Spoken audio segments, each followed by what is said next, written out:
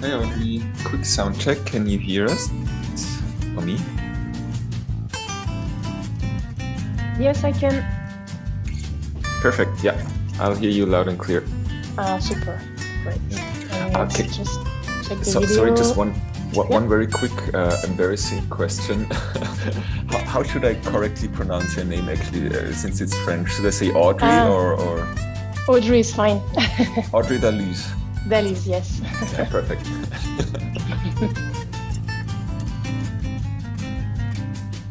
Cool. No, everything clear. So I'm just gonna grab a tea and then come back on Perfect. time. Yeah. Perfect.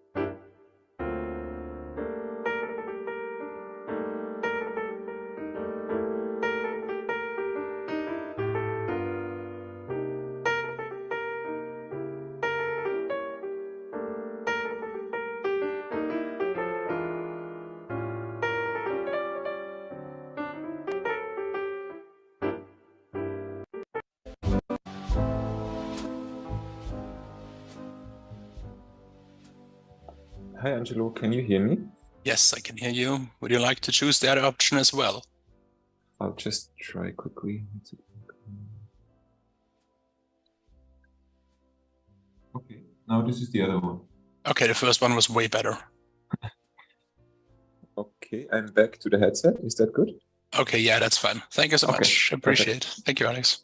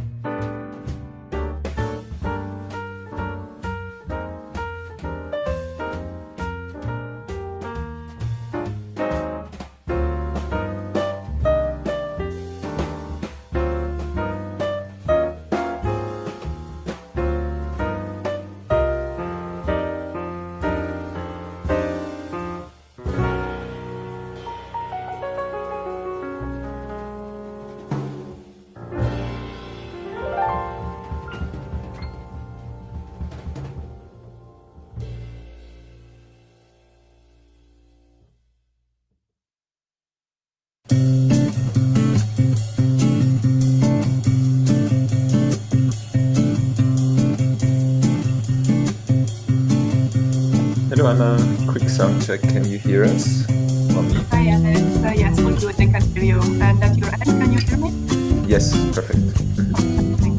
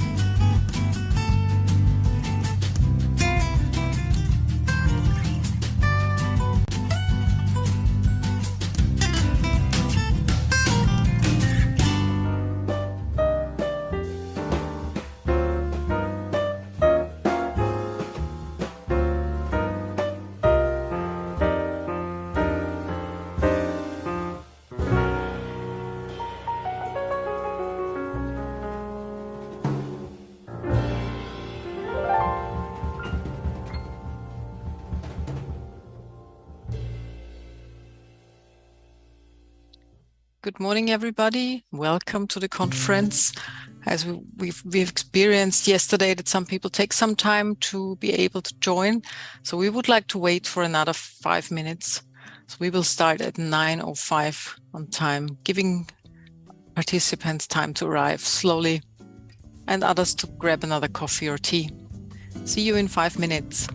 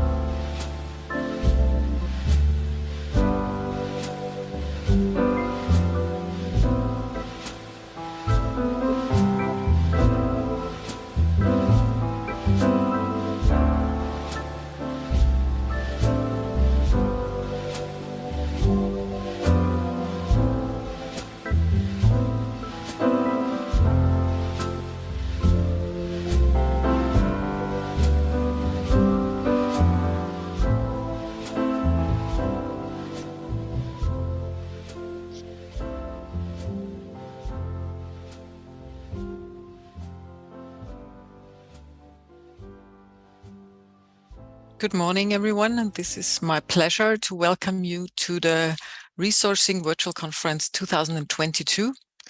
Reality Check on Responsible Sourcing, Trends, Obstacles and Opportunities is the title, and this is the second day of this conference. This is in total the third conference of the project Resourcing, after the opening conference in January 2021 and a virtual conference in November 21. It's great to have you here. My name is Ursula Kopp. I'm part of the Vienna team of the Research Institute for Managing Sustainability at the Vienna University of Economics and Business. I've been working in the field of sustainable development for some decades now, and I'm quite often a moderator in science and policy dialogues. But for this conference, I'm the overall host or moderator, and I'm working together with some expert moderators who will join me when it comes to the thematic sessions. Let's have a look at what we've done so far and what's going to happen today. So this, as I said, this is the second day.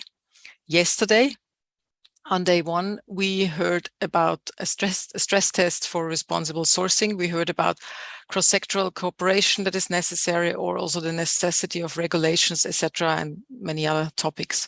And in the second sessions, some expert talked about the possibilities of how to align the EU and the Latin American vision for sustainable and responsible sourcing. The recording of this day yesterday will be available in the resource library on the project website. Have a look there if you registered. We're happy to have 420 registered people at the conference, and they will all receive all the extra material also on the website. The second day, today, we have again 2 thematic sessions for you. The first one will be on digital solutions for supply chain due diligence. So a reality check for companies, what to expect from blockchain and co. And the session 4 will look at the ability of the mining sector to extract responsibly sourced minerals for the green economy.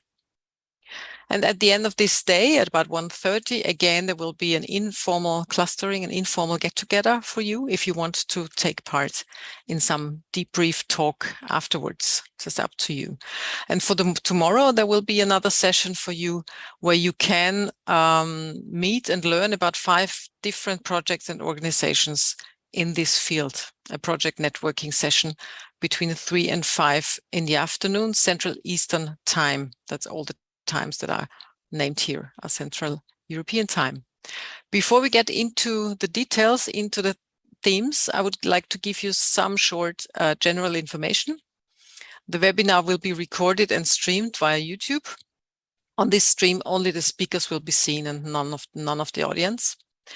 Registered persons have access to the resource library every time to get material, get the recordings and additional material from there.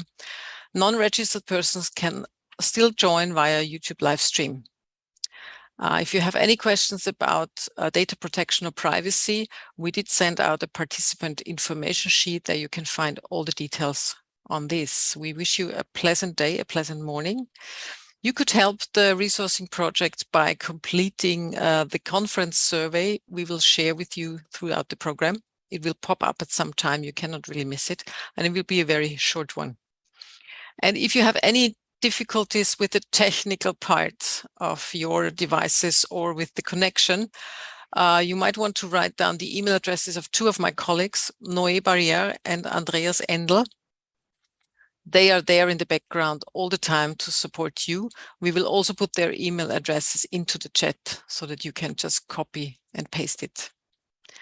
Okay, let's have a closer look at what we have planned for today. So we are in the session, the opening session now. We will start in a couple of minutes with the digital solution part. There you will get input presentations, and there will be an hour time for panel discussion where you can also take part. We will have a break at around 10:45 to 11:15. Half an hour break to digest everything you heard before. And then we will continue with session 4 at 11:15. Again, input presentation first, and then time to discuss with experts. And there will be interesting experts for you today. We will close at about 1 o'clock, and then there will be time for the informal exchange that you can take part in if you want to. Yeah, that's the most important part for now. And I think I would also like to mention the benefits you can have. You get all the material in the resource library, also a report of the conference, of course. You can become part of the discussion if you write into the Q&A section that you have on your screen at the bottom. You can do this by using your name or just anonymously.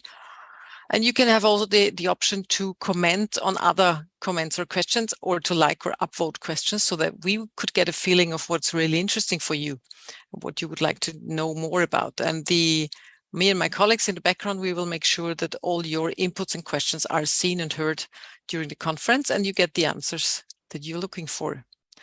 I wish you a pleasant morning, and I would like to start with session number 3, Digital Solutions for Supply Chain Due Diligence, a reality check for companies. And Alexander Graf is going to host it. You have met him yesterday. He's the coordinator of the resourcing project here at the Vienna University of Economics and Business. He has significant experience in EU and international sustainability agendas, with the special focus on the responsible sourcing of mineral raw materials along the global supply chain. And he also worked in circular economy and responsible research and innovation, and in international development, and he's specialized in multi-stakeholder collaboration and knowledge exchange. And I would like to hand over to Alex to start the session 3. Thank you, Ursula, for your kind introduction. And yeah, hello and welcome also from my side to this session 3 of the Resourcing Virtual Conference this year. And what we basically going to try to do over roughly the next 1.5 hours is to have a bit of a deep dive into this rather hot and emerging topic of, well, digital or technological solutions for supply chain due diligence and transparency. Companies are increasingly held accountable, not only for their sustainability in their own operations, but actually also being held accountable for what's happening in their supply chains, so throughout their supply chains.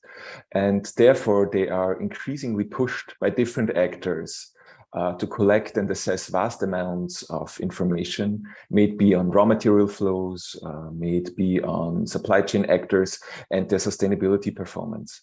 And this is, of course, connected to a multitude of different challenges, resulting mainly from, well, on the one hand, the area of global supply chain complexity, and on the other hand, of course, a fierce price-oriented market competition. At the same time, we can observe over the last year the emergence of a variety of different digital and technological solutions that try to offer kind of ways of how to manage and automatize these information flows in order to increase transparency and deal with due diligence. And looking at the situations, many companies are actually still just starting to explore and understand the situation and what it actually means for them, how to navigate this space that is rather fragmented in terms of what is expected from them, what are the solutions out there, and what to, in the end, adopt and implement.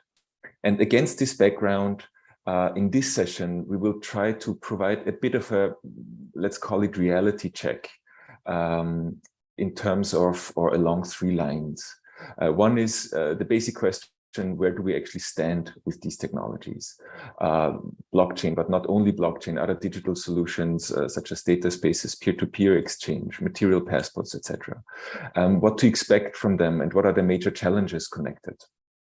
A second topic we will also have a look into is the topic of collaboration. Collaboration in terms of, well, collaboration is needed in order to make these solutions work, but also in terms of how can these solutions actually help us to collaborate in order to improve in the end, responsible sourcing of raw materials. And lastly, as I just said, actually also the topic of impact, which we would like to have a look into. How can these technologies, these solutions actually be used to achieve actual impact also and improve the situation on the ground? And I'm very happy actually and pleased to welcome a number of expert speakers. We will follow the same kind of format as we did yesterday already. So we have first some input presentations, followed by a panel discussion. And I would directly like to jump into the input presentations. And I'm very much pleased to introduce our two speakers in this regard. First, I would like to warmly welcome Rashad Abelson from the OECD. Rashad is basically a legal expert at the OECD Center for Responsible Business Conduct, where he's part of the team working on due diligence standards. His work focuses mainly on the government implementation of OECD commitments on due diligence, but it also includes research and development of tools that support due diligence practice more generally. And this more recently also is then connected to his work actually on digital technology. And in this regard, he's also the co-author of a 2019 OECD report entitled, "Is there a role of blockchain in responsible supply chains?" So a very warm welcome to you, Rashad. And I would also like to introduce Audrey Dalus from KPMG. Audrey has over 10 years of experience in the global technology industry. She has extensive knowledge of supply chain issues and also the challenges that companies are actually facing in this regard. Audrey worked actually with various clients and also led different teams to implement supply chain software modules, among them, for example, ERP systems, but also traceability software, including blockchain, in order to improve supply chain transparency. Again, a very warm welcome to you, Audrey. We are very happy actually to have you both here. And actually, without further ado, I would like to hand over to you, Rashad, as our first presenter. Thanks, Alex, and thanks everyone for having me. This is a great discussion, and we're happy to contribute. So I'll jump right into it. As Alex said, I'm with the OECD Center for Responsible Business Conduct. A brief intro on who we are and what we do for those who aren't familiar. We're an international organization charged with developing government-backed standards on business behavior. So in particular, on today's topic of discussion, which is responsible supply chains. This involves advising our governments, but also advising business on how to identify, prevent, and mitigate negative impacts in business operations through the implementation of the OECD due diligence guidance for responsible mineral supply chains. This is a legal instrument developed by our governments and backed and approved by our governments. We support governments and companies through focused research, through development of due diligence tools, trainings, awareness raising, and also through coordination among policymakers so that there's a coherent, consistent international approach to policymaking on this topic. With this presentation, I want to introduce you a bit more to the OECD standard on responsible sourcing, and I'll talk about how technology can help overcome some of the challenges associated with responsible sourcing and some broader considerations for governments and companies to keep in mind when choosing to apply technology as a supply chain due diligence solution. A lot more detailed discussion on these issues can be found in a paper that our team wrote that Alex mentioned earlier. Our team co-authored this with Audrey's team at KPMG, and while that paper and my intervention today are generally focused on the use of blockchain, almost all of what I discussed can be applied to other technological solutions to support due diligence and sustainable economic development in mining communities. So keep that in mind as I go through. Can I have the next slide, please? Oh, back one slide. There we go.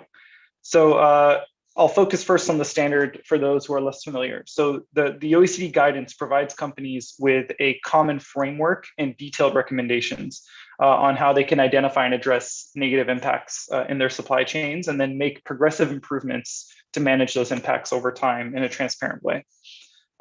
It's directed at all companies in the mineral sector, so from miners, large and small, artisanal and small scale mining, ASM, up to LSM. It's for exporters, for refiners, and then all the way down the supply chain to the product manufacturers and the retailers. It also covers all mineral supply chains, so not just so-called conflict minerals, but also minerals critical to the green transition and as well as precious stones.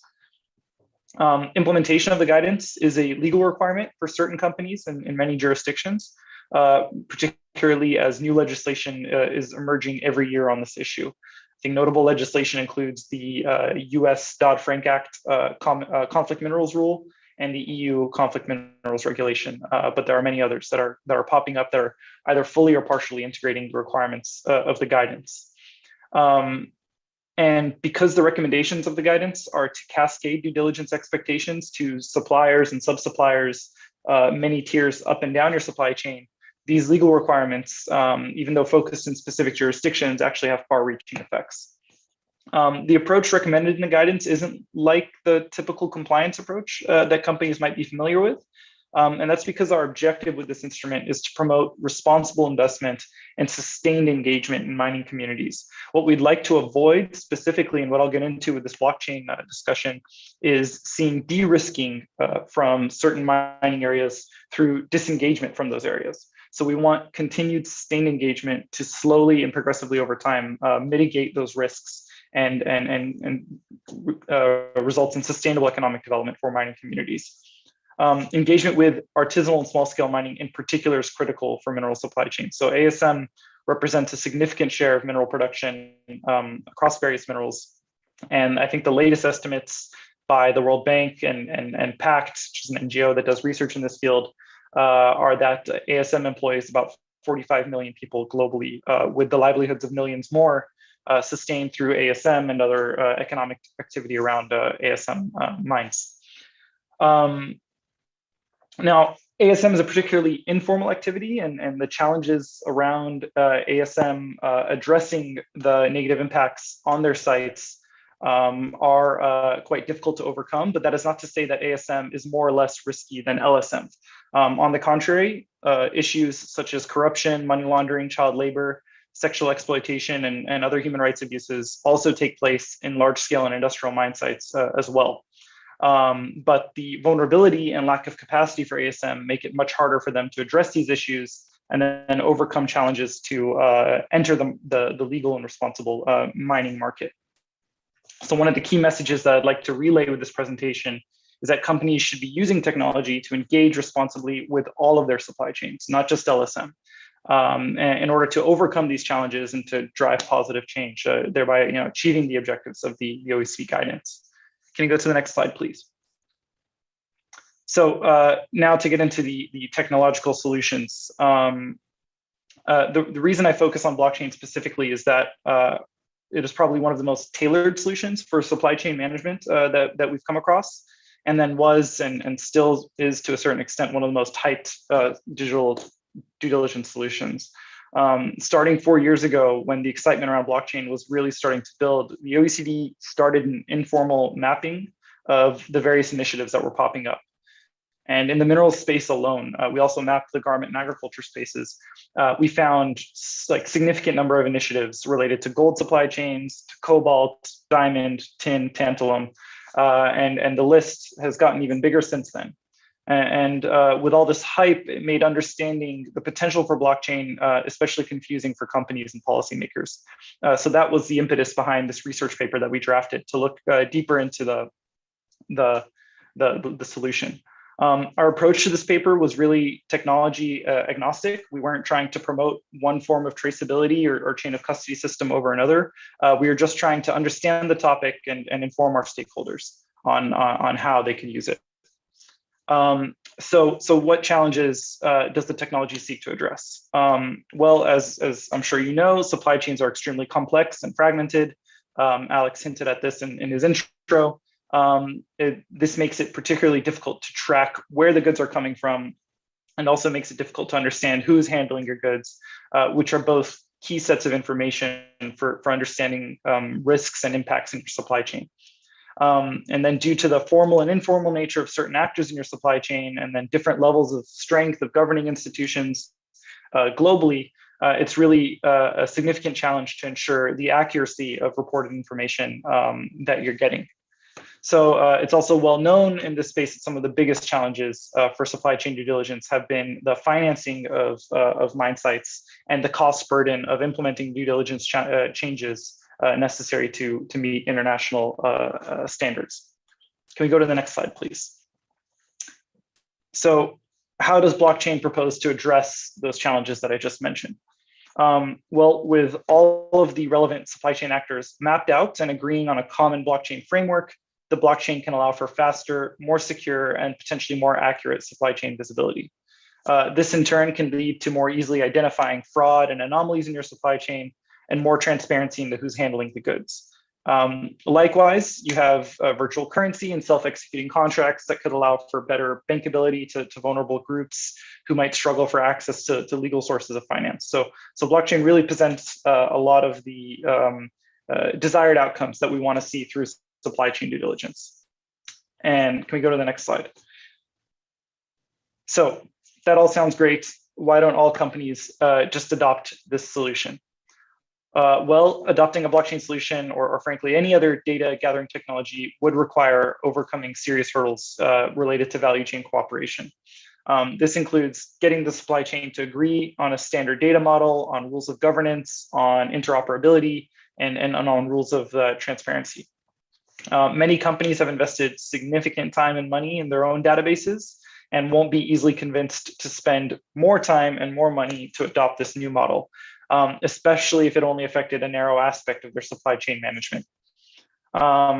You also have informal or less sophisticated supply chain actors and operations, specifically ASM, but also smaller trading operations and refining operations that tend to rely on older, sometimes even paper-based system or other kind of low technology solutions. So adopting a new technology might create a barrier to entry for them to participate in these legitimate markets. So these are critical challenges that would take a large investment of time and money to try and overcome. And in practice, what we've seen is that companies that are currently using blockchain are more likely to use them to better gather information from their industrial actors in their supply chains rather than through these smaller actors. And engagement with ASM through blockchain is largely non-existent. There have been some small case studies, but we haven't seen the widespread adoption that was suggested by all the hype and all the concept notes that popped up several years ago. Can we get the next slide, please? So in the end, the main findings of our paper were not really surprising. Blockchain is a powerful technology with the potential to achieve a lot of good with regards to supply chain due diligence, but it's not for everyone. It's critical for anyone considering this model to keep in mind that blockchain traceability cannot replace on-the-ground due diligence and actual engagement at the mine site. While blockchain can help companies more effectively detect otherwise difficult to catch data anomalies and other issues in supply chains, they cannot find and report on the risks, that so-called first mile problem that we've heard so much about in the blockchain space. That a detailed review and interview process and on-site visits with staff can help identify. So people on the ground and reporting their findings could still be necessary despite a well-functioning blockchain system. Another important finding is that in order to avoid barriers to entry to some of the most vulnerable supply chain actors, value chain cooperation discussions should include representation from a variety of stakeholders. So that includes worker organizations, representatives of mining communities, and international and local NGOs to make sure that those barriers of entry are reduced.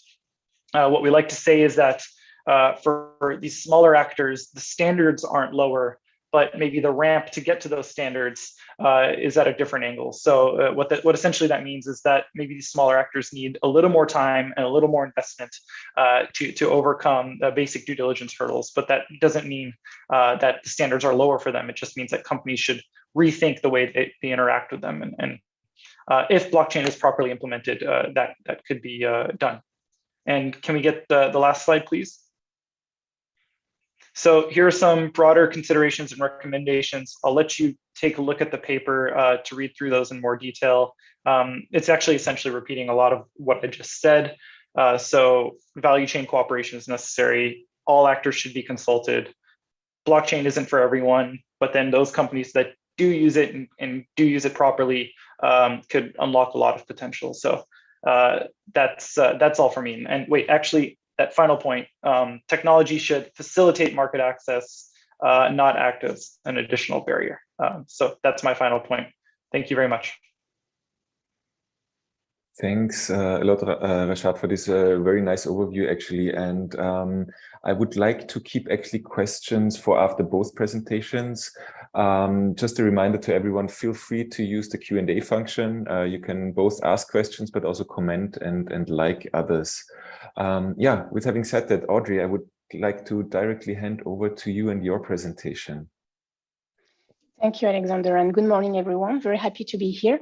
So Rashad presented a very exhaustive perspective, so I will try to focus on the business dimension of that presentation. And starting with next slide.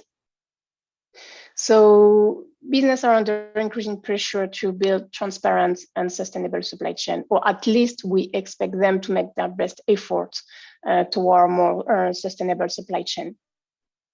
So main group creating pressure are customers, 63%, investor, 48%, and regulators, 46%.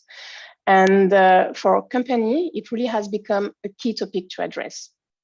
Indeed, if you look at numbers, 77% of the companies by spend worldwide are reporting on sustainability. Based on some survey conducted, supply chain transparency has become a strategic topic for 69% of respondents, and investing in responsible sourcing has become a priority according to 93% of respondents. And this is not likely to change due to new regulations coming in. So to support this, supply chain technologies will play and are already playing a crucial role. And that's why, according to Gartner, we will see in the next 3 to 5 years an increase in the adoption of digital supply chain technology. So in this presentation, I will touch upon the approach that companies are taking in regards to responsible sourcing, some technology outlook, and please note that 10 minutes is quite a short time, and there are a lot to say, so I really try to present things in the simple way, and that's why I'm going to focus on explaining centralized platform versus distributed platform, or commonly called blockchain, in line with popular usage of the term, even though purists would say that it's not blockchain, but that's what it's commonly called by the market. And then I will finish with the lesson learned.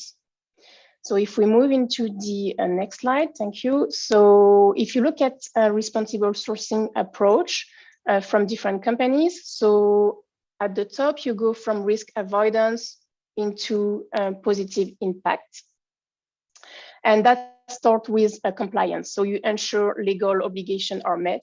So that could be, for instance, minimal wage on the social part, or some environmental regulation based on business permitted related to noise, energy waste, air, and soil pollution. And there are quite some laws that are coming in or already there. The German Supply Chain Due Diligence Act, or Lieferkettengesetz, is one of them, but there are also many others. So if you move beyond, then you reach the strategic level, and that relates to how a company wants to position itself in the market. So that's actually focusing on not doing hurt. So that could be, for instance, on the social part, the living wage, or on the environmental part, that could be reducing greenhouse gas emission, adapt to climate change, etc. And here, some of the drivers are investors and employees, but that could also be a bit of consumers. And then if you move at the top, trying to create some positive impacts, that's where typically what you see is companies working with their ecosystem. So that includes as well competitors, and they work together towards common goals for the greater good. And here they focus on creating positive impacts. And typically what you will see is some topics around deforestation, biodiversity, or regenerative agriculture. So some companies focus on one of those 3 steps or pillars, but that could also be a combination of all 3. There is not right or wrong. And of course, to support in the implementation and monitoring of those approach, data needs to be collected through the end-to-end supply chain. So beyond tier one, beyond your direct supplier. And this is where technology plays a crucial role. So most of the time, companies start using Excel or exchanges by emails, but to collect some information, but they quickly see that it has its limitation in terms of data aggregation. It's very manual process. There is no single version of the truth, and that's quite sometimes an effort spent trying to reconcile the data and actually having insights from those data. So here comes another struggles for companies. So which technology or which solution should I choose? And that's the technological outlook that I'm providing in the next slide. So basically, and again, a very simplified explanation. So you have what we call centralized platform, where you have a centralized database behind. So what does it mean? It means that the data is stored in a single location. So we have different options. Option one on the left. So a company owns the platform and they provide access or not to their suppliers. So they can actually log in and provide their data, and the data are stored there. So you can collect information through the chain, but it's more in a cascading way. So you will start with your direct supplier, and then you go beyond via some, for instance, cascading questionnaire that will allow you to collect data through the chain. You have another option that you can use with this type of platform. So that's option 2 on the right side.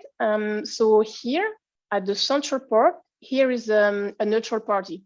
So the neutral party will own the platform. So that could be, for instance, industry initiative. That could be like ET, SCI, the Teen Supply Chain Initiative, or that could be a software provider representing multiple players. So companies and company supplier or competitors can directly log into the platform and provide some information. Everything related to permission, so who is able to access which data can be set by the central party, because of course we want to avoid competitors to see sensible data from each other.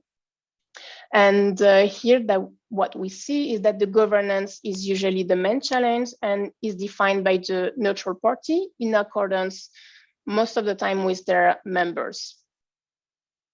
On the next slide, it's an outlook of distributed platforms. So what I referred to previously, commonly called as blockchain.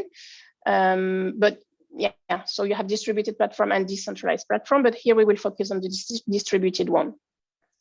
So what you can see here is that there is a database that is held and updated independently by each participant from a large network. And companies and company suppliers, but also competitors can log into this platform, and no single entity is the owner of the system. That's the key difference. And the participants can have a copy of the ledger that will maintain a single source of trust. And here again, governance is a big challenge, and that could be managed by a consortium, for instance. But you still need a third party to maintain the system, and that in this case will be the software provider. So my point here, and what I'm trying to explain, and again, 10 minutes is quite short, so I really try to simplify it, is that if you look for a solution allowing you to connect with your ecosystem and to get data from different parties in the end-to-end value chain, you can do it either with traditional platforms, so the centralized platform, that's the option 2 that I showed in the previous slide, or distributed one. So it all depends on who you best trust to store, maintain, and manage your data, and set the permission matrix and governance. So yes, blockchain has interesting features, but the type of technology shouldn't be by itself a strong criteria enough to select a solution. And that brings me to the next slide on the lesson learned, starting with the technology consideration on the top left. So there are hundreds of software that can be used for responsible sourcing or due diligence purpose. And most of the time, companies struggle to navigate this. So my really main recommendation is about really focusing on functionalities rather than technologies. And what you need to think about when you select your solution is your, of course, immediate needs, but also potential future evolutions. And because it's very difficult to anticipate how tomorrow will look like, companies, I mean, the recommendation is to opt for a flexible solution that can easily adapt over time. And by doing so, you need also to keep in mind that technology is a mean to an end, and it won't solve everything unless you have a strong program behind. And as mentioned by Rashad, it will not replace the work you need to do on the ground. So what is important is really to identify your goals and then the data and technology you need to achieve those. And that relates to my second point on the top right. So companies trying to track every data of every project will just drown because it's really too much time and effort compared to the benefits. And again, you need to think about your end goal and what you're trying to achieve, and then define what data you need. So sometimes it can be as simple as an audit document, a certificate, or answering a questionnaire. And other times it can require a lot more to achieve your final goal. Brings me to my third point at the bottom left, define values for suppliers. So what's in it for them? Why should or would they share their data? And this is often very difficult ones, and that needs to be addressed in early stage of the project. And that's also depend really on your buying power, on position in the chain. And last one but not least, I will always recommend to think big, but start small and build it up. Yes, you need to think about what the potential evolution of the software could be for the future needs. But when you design the requirement of the system in the implementation stage, you always start small and extend. Otherwise, it takes too much time before having a live system. And also because it's easier to go back in case the software does not deliver on its promises. And as the investment will be smaller at the beginning, it will be easier to go back. Because the issue is that sometimes we see companies, once they have a tool, they try to get a return on investment at all costs. So they really build complicated layers of application, and that really becomes complex to handle. And they try to develop functionalities, make the tool evolve, and sometimes it's more expensive than changing the tools for one with a better fit for purpose. So I guess this is it. So in the next slide, I provided some additional readings. So if I understood properly, you have access to a resource library where you should find those readings. And they are related to supply chain transparency and the role of blockchain in responsible supply chain, as mentioned by the paper mentioned by Rashad.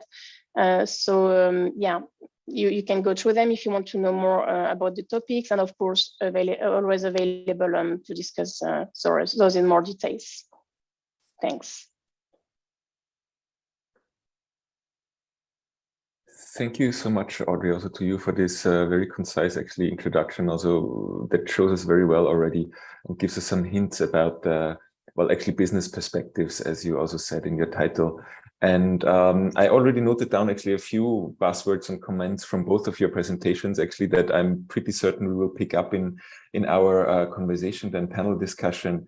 So starting from, well, of course, be clear about the purpose and not track everything, to what you both mentioned, actually, blockchain is or digital solutions in general are a means to an end and not an end in itself.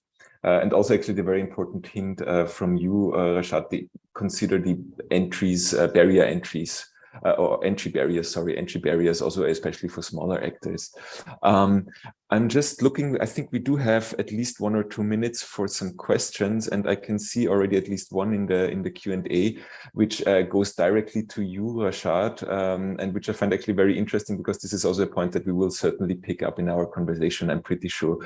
It's about the issue of data verification also when it comes to blockchain, and the issue of, as it's called here, crap in, crap out, or garbage in, garbage out, in the potential of blockchain, and what it actually means in terms of, do we still need someone like a trustworthy agent on site or not, in that sense? Yeah, maybe Rashad, you can comment on this.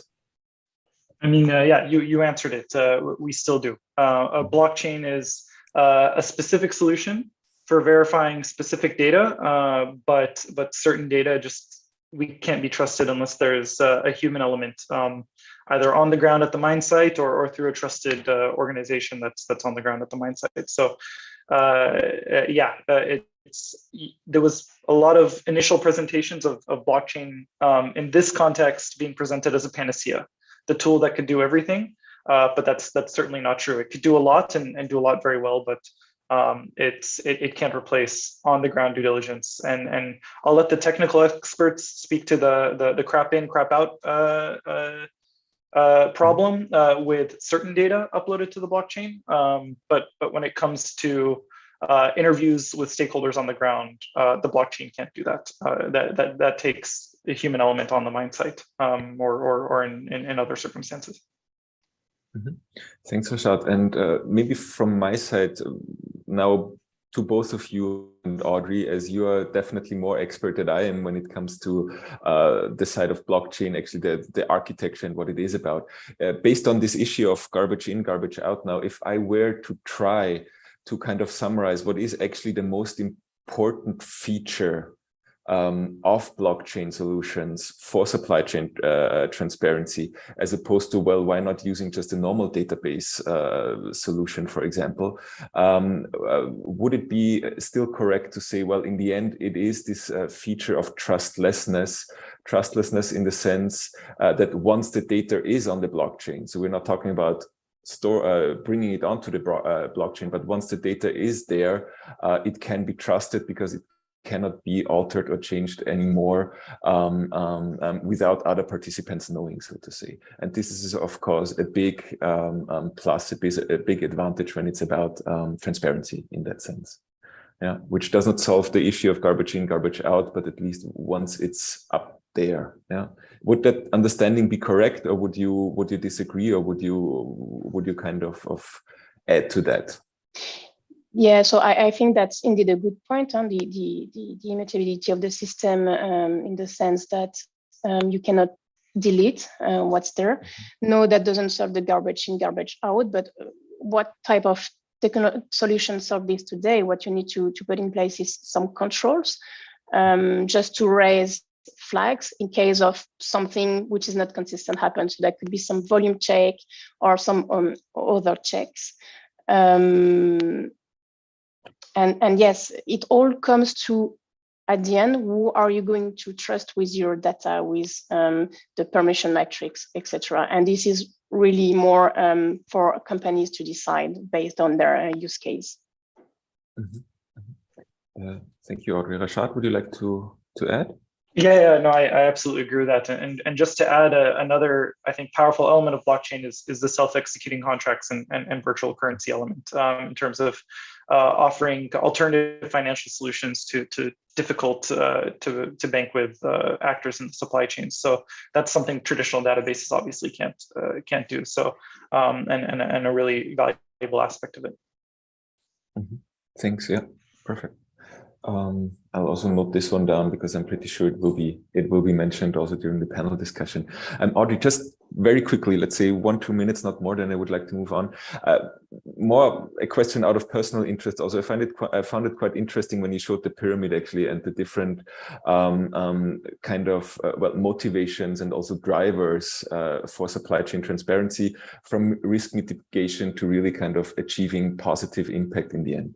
And as I just said, you also mentioned some of the main drivers, but in your research, did you discover, or in this research, could you find also some trends or patterns as to for example, which types of companies or which industries are more on the one side or more on the other side? Or is this something where I say this is still too early to say, or any kind of additional, as I just said, trends or patterns? Yes, so what we saw is that in the food and beverage industry, for instance, they're a bit more advanced simply because when it comes to food safety, there are way more obligation that needs to be met. So yeah, they try to be a bit more in advance, but we also see that in other industry, they are catching up. And that's why we see a lot of initiative popping in or being there for quite some time and trying to really work together towards common goals.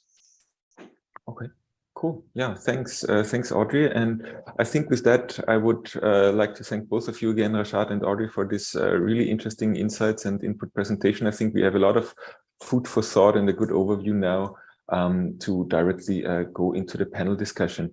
And I would maybe just like to invite you to stay on a bit and see maybe whether there's still coming up some questions in the Q&A, which you can actually then still answer also in written form. And this is again, of course, a bit of a push also to the audience. Feel free, don't hesitate just to drop us messages in the Q&A. We are happy to answer. So thanks to you, Rashad and Audrey. Thank you. I would like to move now to the panel discussion. And I'm very pleased actually to have 4 more speakers present today. Just give me 1 second. I will invite everyone to start the video so that we can also see the faces in real and not just the photos, the pictures. Exactly, perfect. So yeah, a very warm welcome to all of you. A quick introduction, of course, is in place, and I would like to start with Nathan Williams. Nathan Williams from MindSpider. Nathan is the founder and CEO of MindSpider, a very well-known blockchain traceability platform for the mining and raw material sector. And as a genuine blockchain expert, Nathan is also facilitating blockchain workshops, for example, for the UNECE or the World Economic Forum. And he's also frequently featured, well, in, for example, Bloomberg, Forbes, Huffington Post, Wired Germany. So I think we can really learn a lot from his blockchain expertise. Thanks for joining us and welcome, Nathan. Next, I would also like to introduce Tanya Matvieva. Tanya is an experienced exploration geologist and worked with various communities across many countries, actually. And based on her experiences, also including the handling of vast data sets, she then decided to found her own company, ComniChain, and ComniChain is basically focused on advancing blockchain technology in the mining industry. So another blockchain expert here with Tanya, and thanks for joining us, Tanya. Thank you. Then we have Anna Stanka from the Responsible Minerals Initiative. Anna is a sustainability expert and project manager who joined the Responsible Minerals Initiative in 2021 with a focus on impact and innovation. Prior to the Responsible Minerals Initiative, she already worked for business associations where she mainly assisted retailers and vendors to implement and innovate their due diligence systems across different industries. She also worked as a technical advisor and consultant for the United Nations and German Development Agency. So with Anna, we have a true expert when it comes especially to due diligence in that sense. So hello, Anna. Hi, good morning, everyone. And then also a very warm welcome to Niels Angel from BMW. Niels has worked for the BMW group since the late 1990s in various functions from purchasing to finance, and also headed the department that was responsible for the corporate strategy on responsible purchasing / procurement. Currently, he is leading the sustainability team on the so-called Catena X initiative. Catena X, we will hear a bit more about that, is another digital solution, if you want, that is not directly related to blockchain as such. And in his position, Niels is then responsible for the efforts to measure, report, and reduce carbon emissions, as well as the digitalization of sustainability information via peer-to-peer data exchange. And I think that peer-to-peer data exchange is already an important buzzword in the context of Catena X, actually. So yeah, very warm welcome to you, Niels, also, and thanks for being here today. Yeah, thank you, Alexander, and I'm very happy to be here this morning.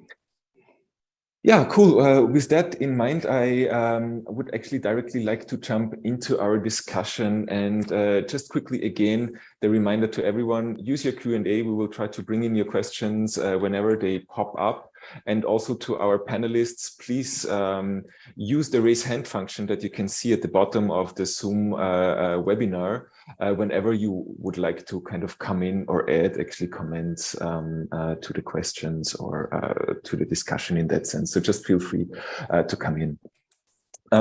Yeah, as I said initially, we would like to dive deeper into actually three main areas, and starting with the first one, the most obvious one. Where do we actually stand with this kind of digital solutions for supply chain due diligence? What are the main challenges, etc., and what to expect? I would like to ask a bit for a temperature measure, the first question to you, Anna, based on your experience with the RMI. So we heard a lot now from Rashad and Audrey already about a bit about the business perspectives on the one hand, and on the other hand also about, well, what are the major challenges. But as the Responsible Minerals Initiative has actually a lot of contact with companies, not only upstream, but also further downstreams, what is actually the impression and the feedback that you get from them when it comes to due diligence? Is that a pressure that they really feel? Is that something really a hot topic that is more and more coming up in this regard?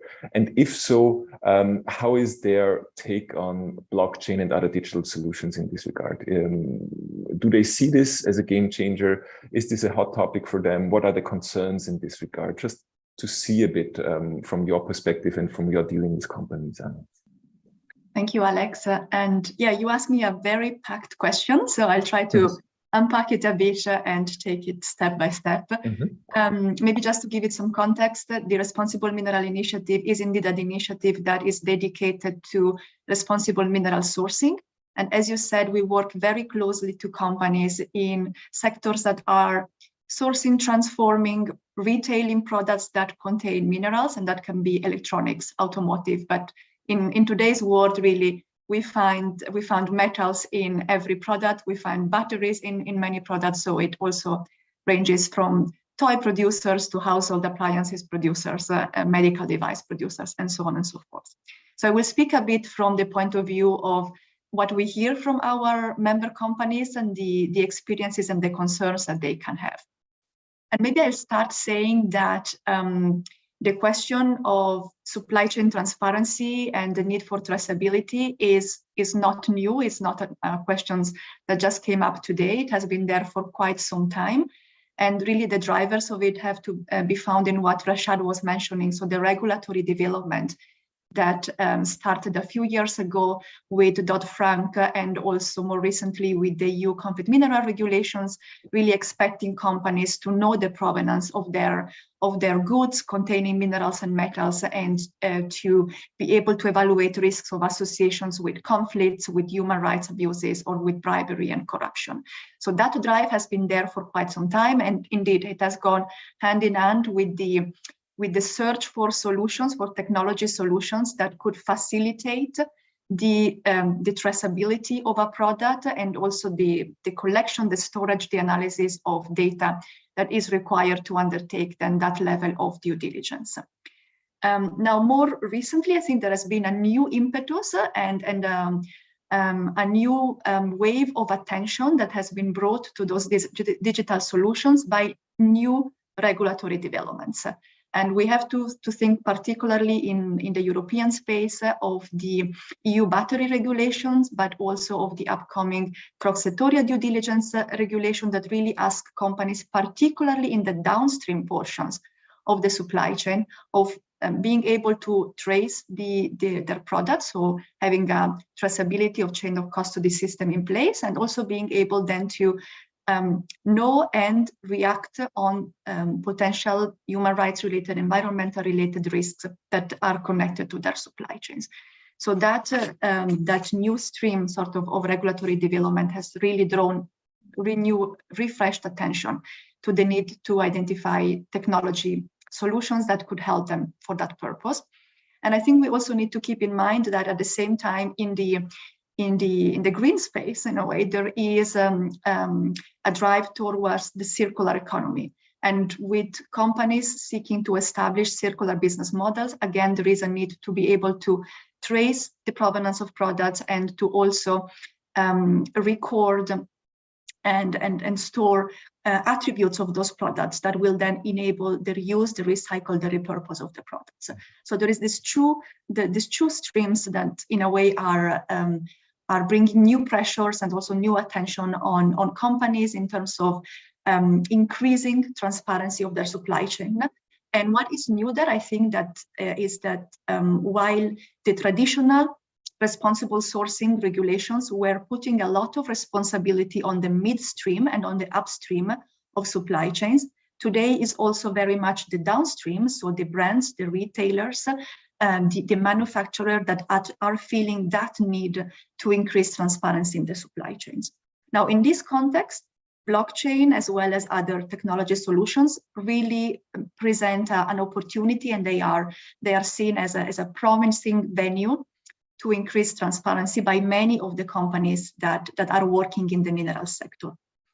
Nonetheless, when it comes to the actual adoption or testing of those technologies, we do hear a number of hesitations and concerns or challenges that are being raised both in the downstream and also in the mid and upstream. And I might risk to be a bit artificial here, but maybe I can categorize those concerns in two blocks. So if we hear what the main hesitations are from downstream companies, then the first word that everyone will hear when talking about digital solution or blockchains is going to be interoperability. And from that point of view, I think the perspective is really that of a large retailer or a large brand company that is heading supply chains which are multi-tiered, which are very complex in that they include hundreds and thousands of suppliers geographically spread in many different locations, where the concern for a brand or for a manufacturer is looking at a product that entails several different components with several minerals and thinking of the scenario where each of those minerals or each of those components might be traced using a different blockchain solution. So that, in a way, is the main concern in terms of how can those technologies speak with each other, how can we make sure that we achieve economies of scale, that we don't duplicate, and that data is also comparable. So that's one of the elements of interoperability. On the other end, there is also a concern of the downstream in terms of what the introduction of blockchain technology will mean in terms of resource investment, in terms of workload for their suppliers, thinking of the fact that several companies might be purchasing the same product from a certain supplier, and they might have slightly different ask for data. So again, a mainstream and standardization of those data needs, and also the language which is used to identify the data, sort of a taxonomy, is really one of the concerns of that holds back company in a way. It's almost like companies wanting to have certain level of reassurance on the fact that yes, interoperability is possible, and yes, there is a standardized language, a common language through which different solutions can speak and through which data can be transferred before the step can be taken. Now, another range of concerns that we hear relates to the fact that technology is always linked to a human factor. So the inputting of data within the technology relies on the staff, on the people who are doing that inputting, and of course requires a level of competence, of training.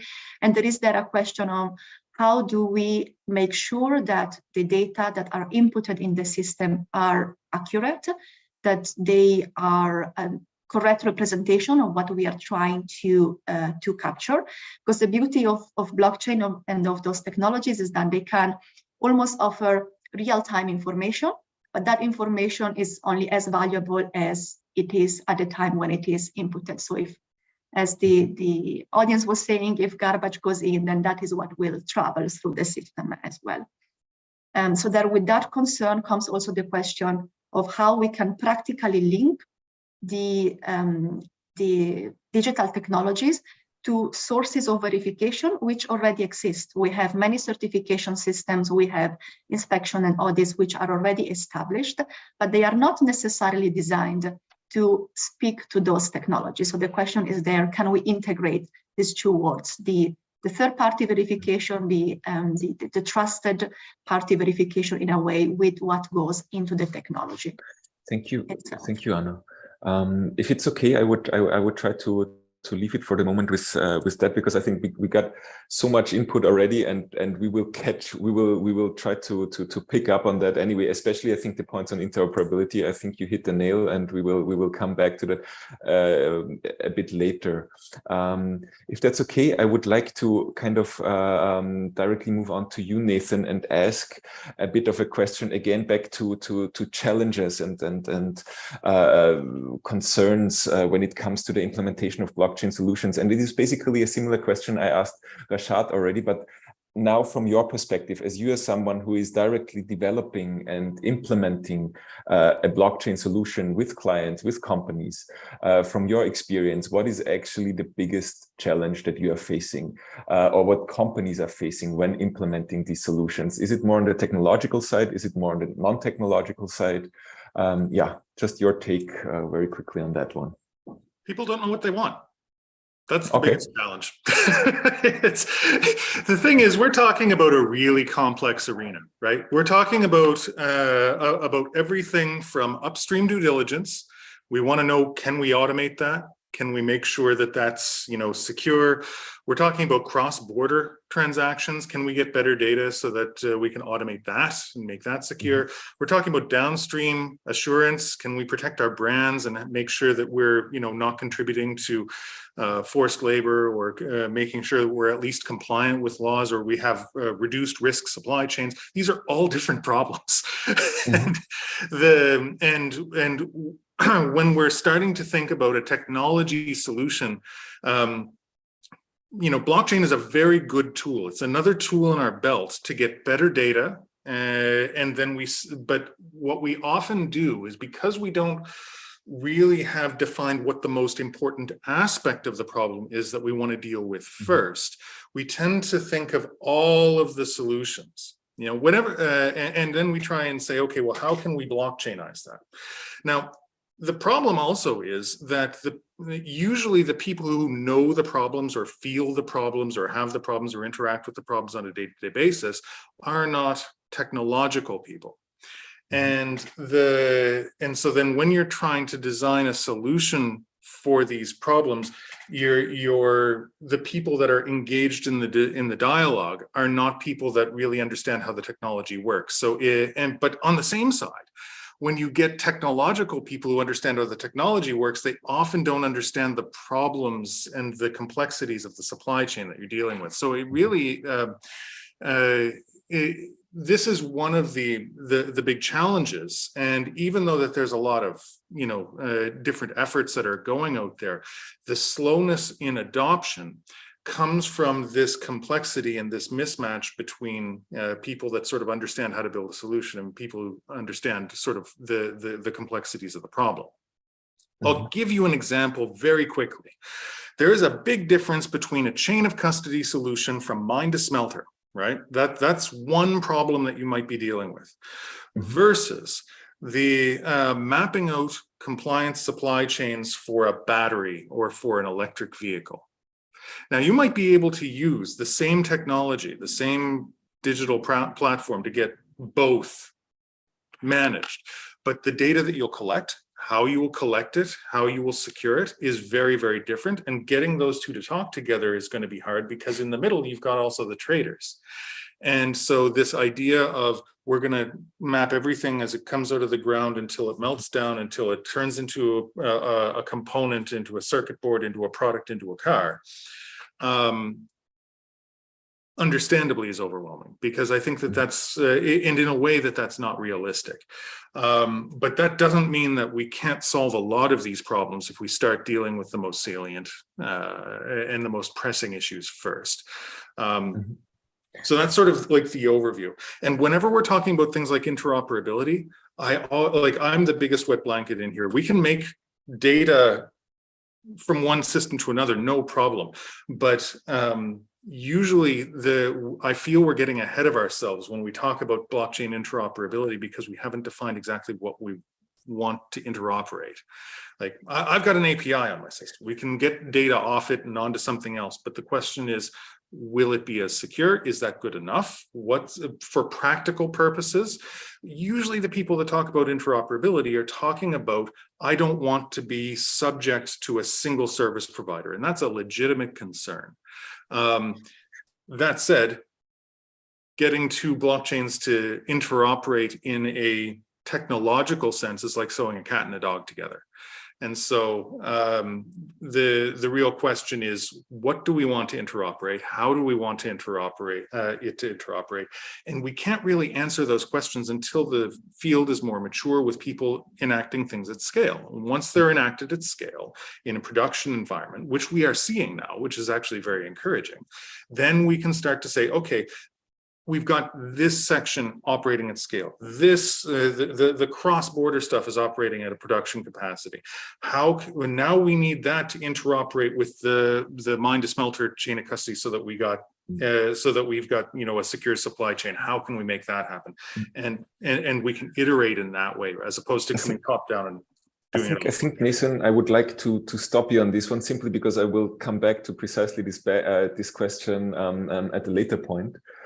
Because I think, again, you're hitting the nail with the interoperability question point, and I will have some more pointed and maybe provocative question to you also in this regard then.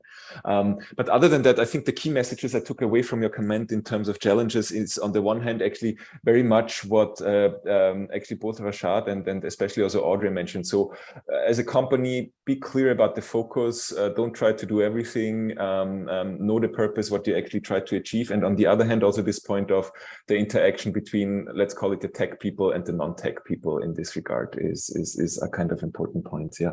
Yeah, thanks for this, Nathan. Staying a bit still in the sphere of challenges, Tanya, I would like to turn to you a bit now. And we heard from Rashad also this important point. He mentioned the ASM sector. He mentioned to be considerate about the entry barriers, especially for smaller actors, so the SME in this regard. And as we all know, the due diligence and supply chain transparency in general is usually a burden, especially for smaller actors. But what is your take actually then when it comes to blockchain actually? Is blockchain a way out of this? Does it support also smaller actors? What are the challenges and concerns in this regard? Or would you even say blockchain, well, it's anyway the same for everyone, so there's a one-size-fits-all approach. So a bit the relation smaller actors, blockchain. Mm-hmm. Yes, thank you, Alex. First of all, I have to thank everybody for excellent presentation.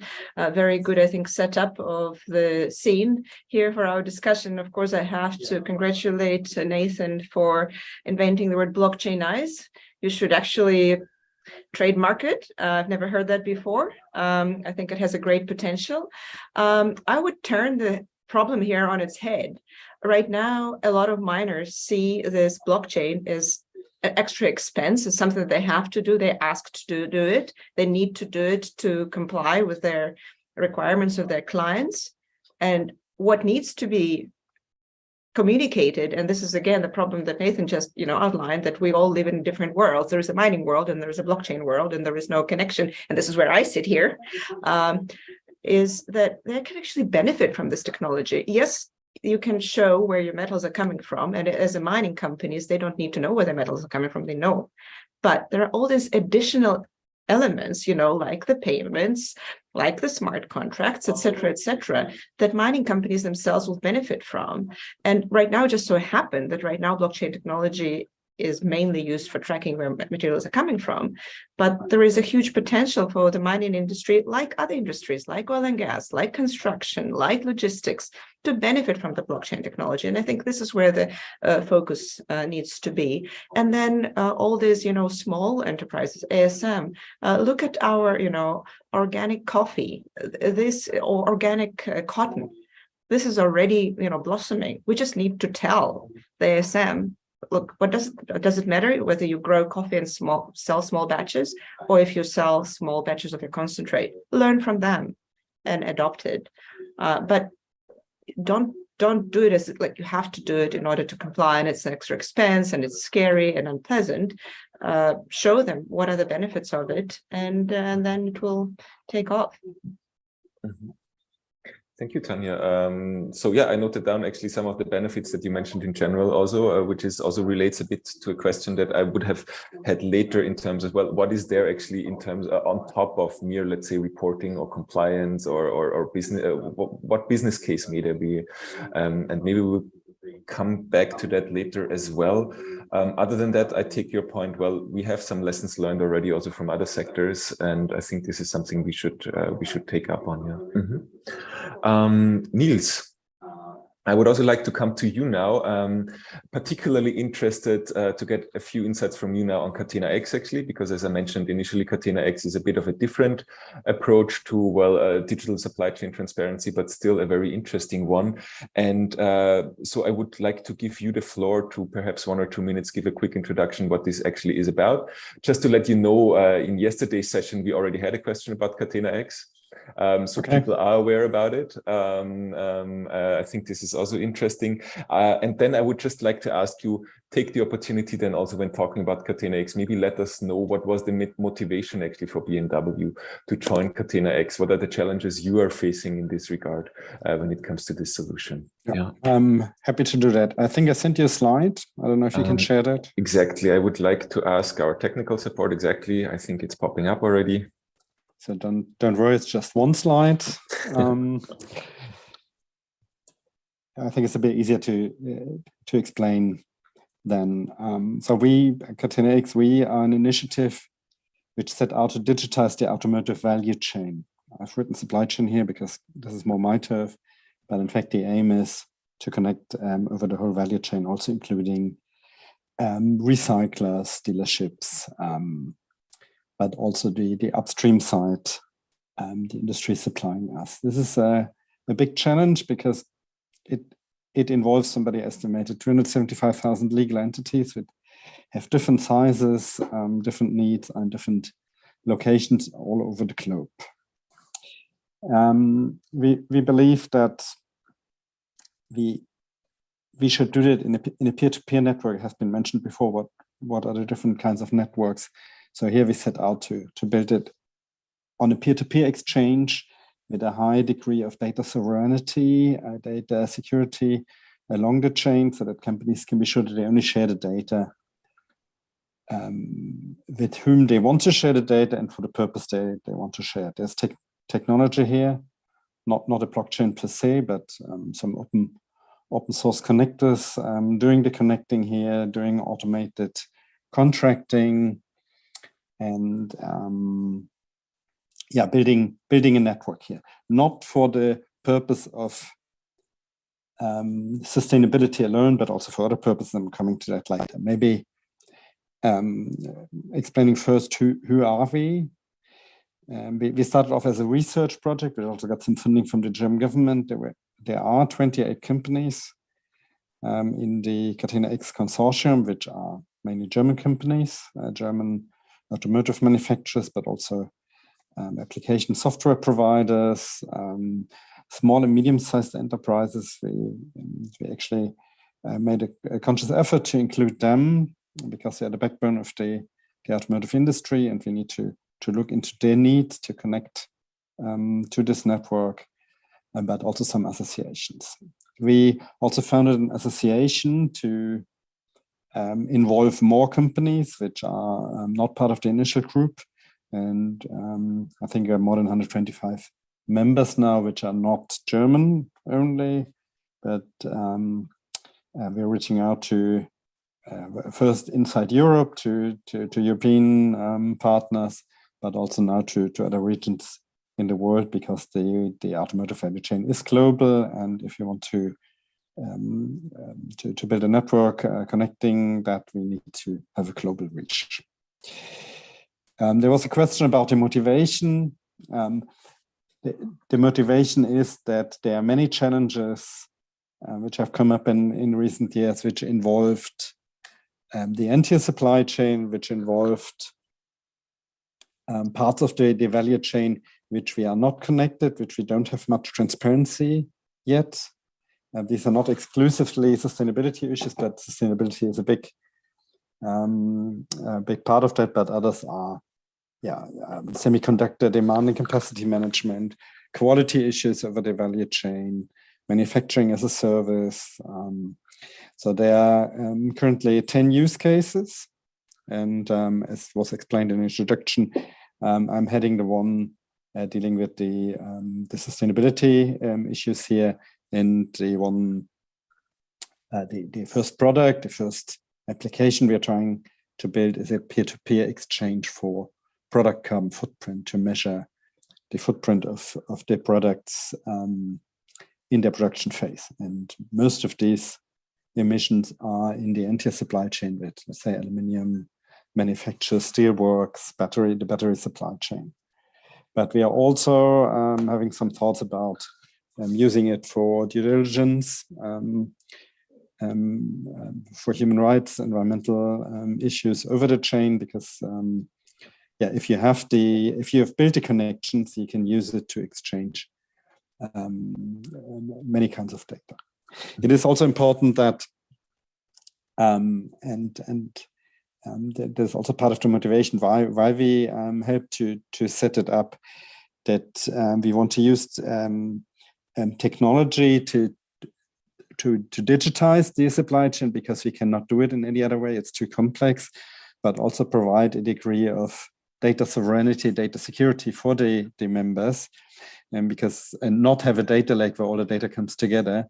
Because what is a big issue here are a question of trust. What happens to the data? Is it used for other purposes than it was originally intended? Can it be used for things which impede competitiveness of the companies providing the data? How can we overcome these questions of trust, which are big impediment to sharing data over the value chain?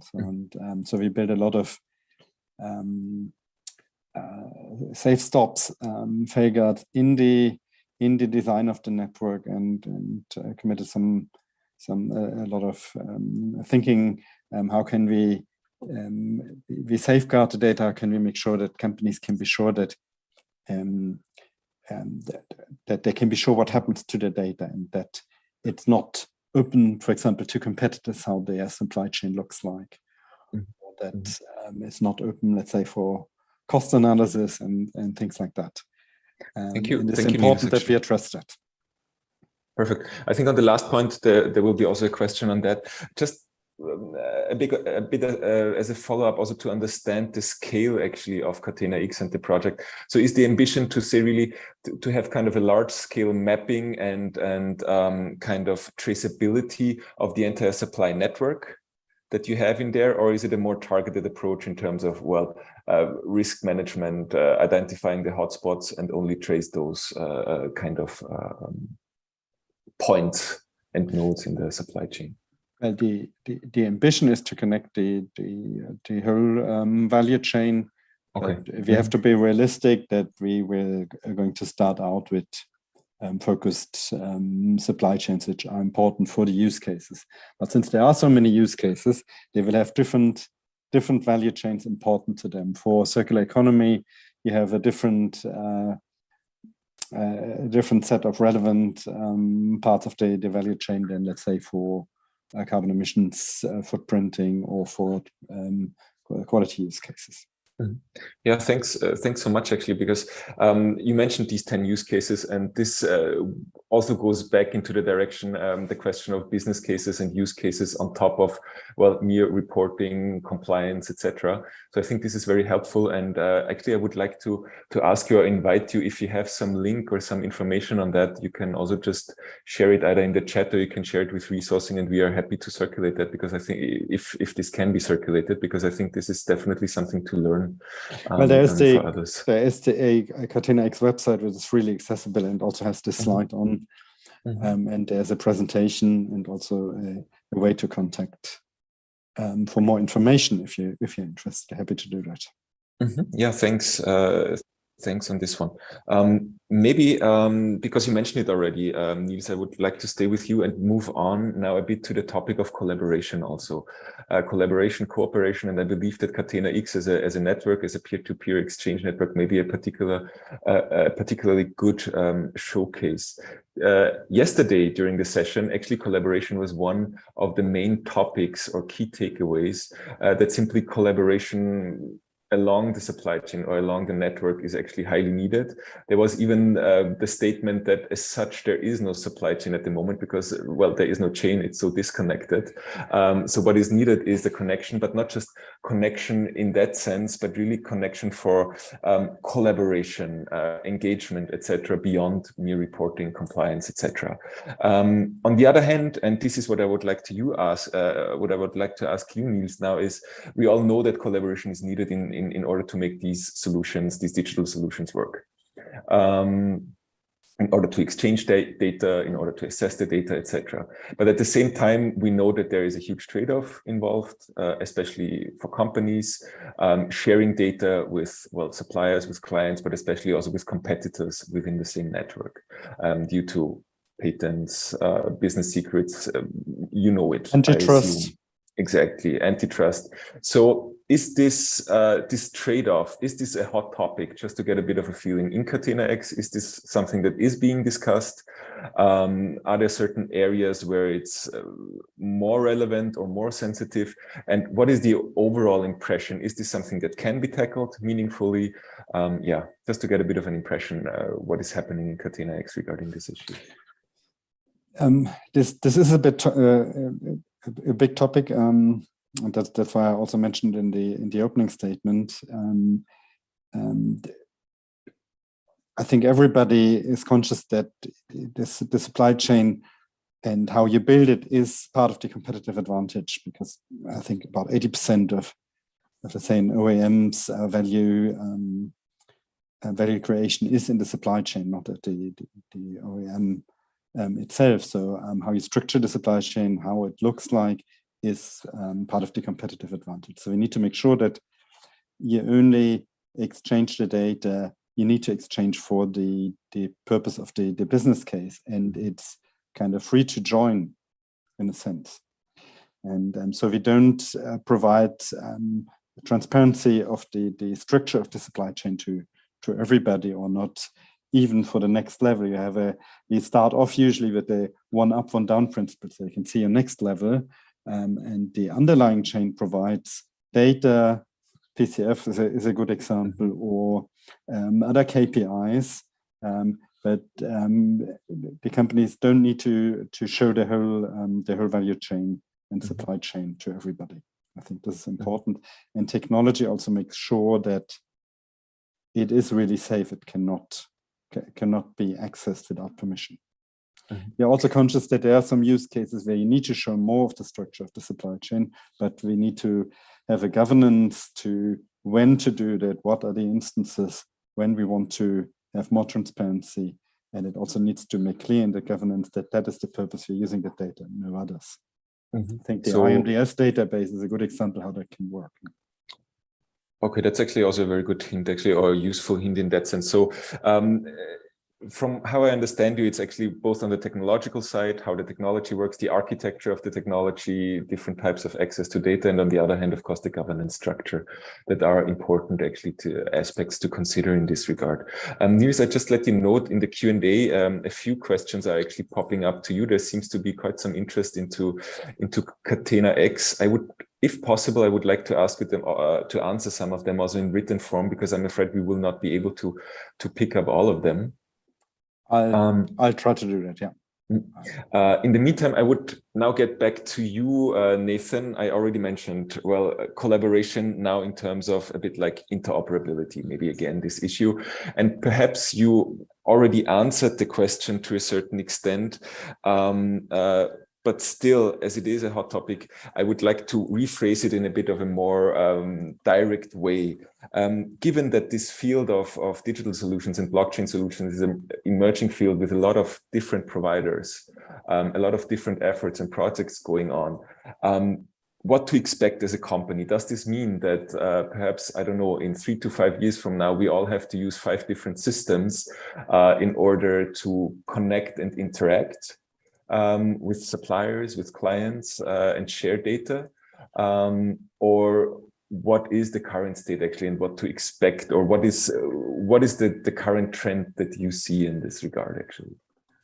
I think the most important thing right now is, again, companies just getting out there and starting to share data and getting some learnings so that they know what would be the most important problems to solve. I think that when you're talking about things like chain of custody solutions, right? Because this is usually what people are thinking of with blockchain traceability is chain of custody, but that is not the only thing that you can do. When you're thinking of chain of custody solutions, you're talking about a company that is maybe requesting data from their suppliers and then receiving it back, or maybe a company that is sending data to their customers in order to give them a better idea of what the material is and where it comes from. This may be run by the companies themselves, or it might be run by a third party. In all of these cases, when you're talking about getting data from 2 different systems to talk together, you've got an endpoint. You've got a company that is receiving shipments from 2 different or maybe 3 different suppliers that has data that's given in 2 or 3 different ways. The question is, how do you get those things to work together? And the answer is going to be, it's going to go on whatever data sharing system that the sender is using. So if I'm receiving 3 different shipments from 3 different suppliers and they're giving me data in 3 different formats, and I want to include that in a shipment that I have that's going out, then I'm the one that's got to basically take it and put it together. And this is, the question is, can I just do that automatically? Can that be, can those systems be interoperable? And the answer is, it depends. So if we really do not trust people to take data off of one system and put it onto another, interoperability becomes very difficult. But maybe it makes more sense if you think of this in a blockchain way. The reason people think about blockchain as a solution to supply chains is because blockchain is meant to record transactions. If I send you 1 Bitcoin, if I send you a cryptocurrency, that will be recorded in the blockchain and it's unchangeable. And supply chain looks very similar. It looks very similar because it's a series of transactions of materials moving. And so people think we can parallel that. And that gives a lot of control to the different actors along the chain.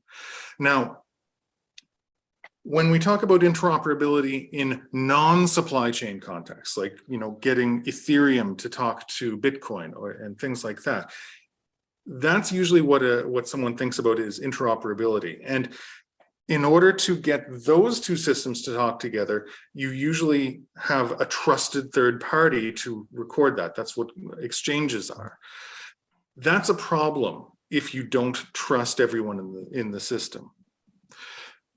In supply chain, it's different because you do need to trust some of the actors in the system. It may be flawed, but you've got things like third parties to monitor this, or maybe you have more trust if data is taken automatically. But the need to have an atomic swap that no party is trusted is less in a supply chain context, because Otherwise, like, you have no way of gathering data. There does need to be some level of trust. And so getting this data to move from one system to another is possible. And this is what I would term as practical interoperability. You can get this thing to work for all practical purposes. Now, and that's an important starting point, because then you run into the question of, okay, do we trust everybody? Even if you've got third party on-site, mine-site due diligence, you have to trust the third party. And we've seen with recent Global Witness reports that not all third parties are trustworthy necessarily. And so when you're talking about supply chain, it's more about risk. And what risks you're willing to take, and what data will help you manage those risks. I can get any two systems to at least share data and talk to each other, but the question is, can I get them to share that data in a way that you would consider interoperable? I think that this is the fundamental disconnect here. I don't think it's going to be a scenario where 5 different service providers are providing information and an OEM is going to have to use all 5 of them. Much more likely scenario, actually, in the long term, if you want me to prognosticate, is that as companies get more comfortable using these systems and sharing this data, there's going to emerge some winning standards, and then there's going to be some edge cases. And so anyone that is a service provider is going to be using one of the main standards for Scope 3 emissions or for supply chain due diligence or whatever. And there might be some regionalization, but it's going to be more on the data level. It's not going to be on the technological level in the long run. Mm-hmm. Mm-hmm. Okay, so if I understand you correctly, just the last thing you said, actually, so we will be looking at some winning kind of standards, protocols, etc., that will then basically set the scene for the different tool providers, how to interact, and then what. Okay. Mm-hmm. I would expect so. And the only reason that we're not seeing it now is because the system is fragmented and people aren't sharing data at scale right now. Yeah. Yeah. So it's also, we are still at the very early stage in this regard, actually, to see where this goes. Mm-hmm. Okay, I see Anna would like to add something to this. Yes, indeed. I just wanted to bring this conversation a bit back to the purpose, because we are speaking a lot about the technological challenges and what it takes to implement the system. But I think we all came here looking at digital solutions and blockchain as a means that can enable responsible sourcing. And when we look at it within that context, then there is also another aspect of trust that comes into play. That is for companies that are sharing their data through any platform, any solution, trusting in the use that is going to be made of that data. Because if we want to bring it down, to explain it in very simplistic way, when a company is conducting due diligence, essentially we look at information data that it has available to sense the level of risk that supply chain or that product represent for that company, and to take a decision on what to do about it. And of course, the guidelines that we have from the OECD and the type of frameworks and protocols that companies are very often required to follow from regulations or because of their code of conduct speak of risk mitigation. But there is also the challenge of the possibility that that information is simply used for de-risking purposes. So that is where technology for itself cannot give a solution to this question of trust, but it is really a matter of dialogue within the supply chain, of communication, of getting an understanding of how data is going to be used, what decisions are going to be taken on that basis, and also having in a way, a foundation of exchange and of collaboration between companies that will ensure that the supply chain is not going to be shaken by that level of data or that level of transparency becoming available. And that's, I think, is also bringing us back to why companies might want or not want to share information. I think that the introduction of technology, yes, goes with technological challenges, but it also goes with the need for downstream and midstream and upstream companies to really engage with each other to get an understanding of why we are doing this exercise and what will be the results of it.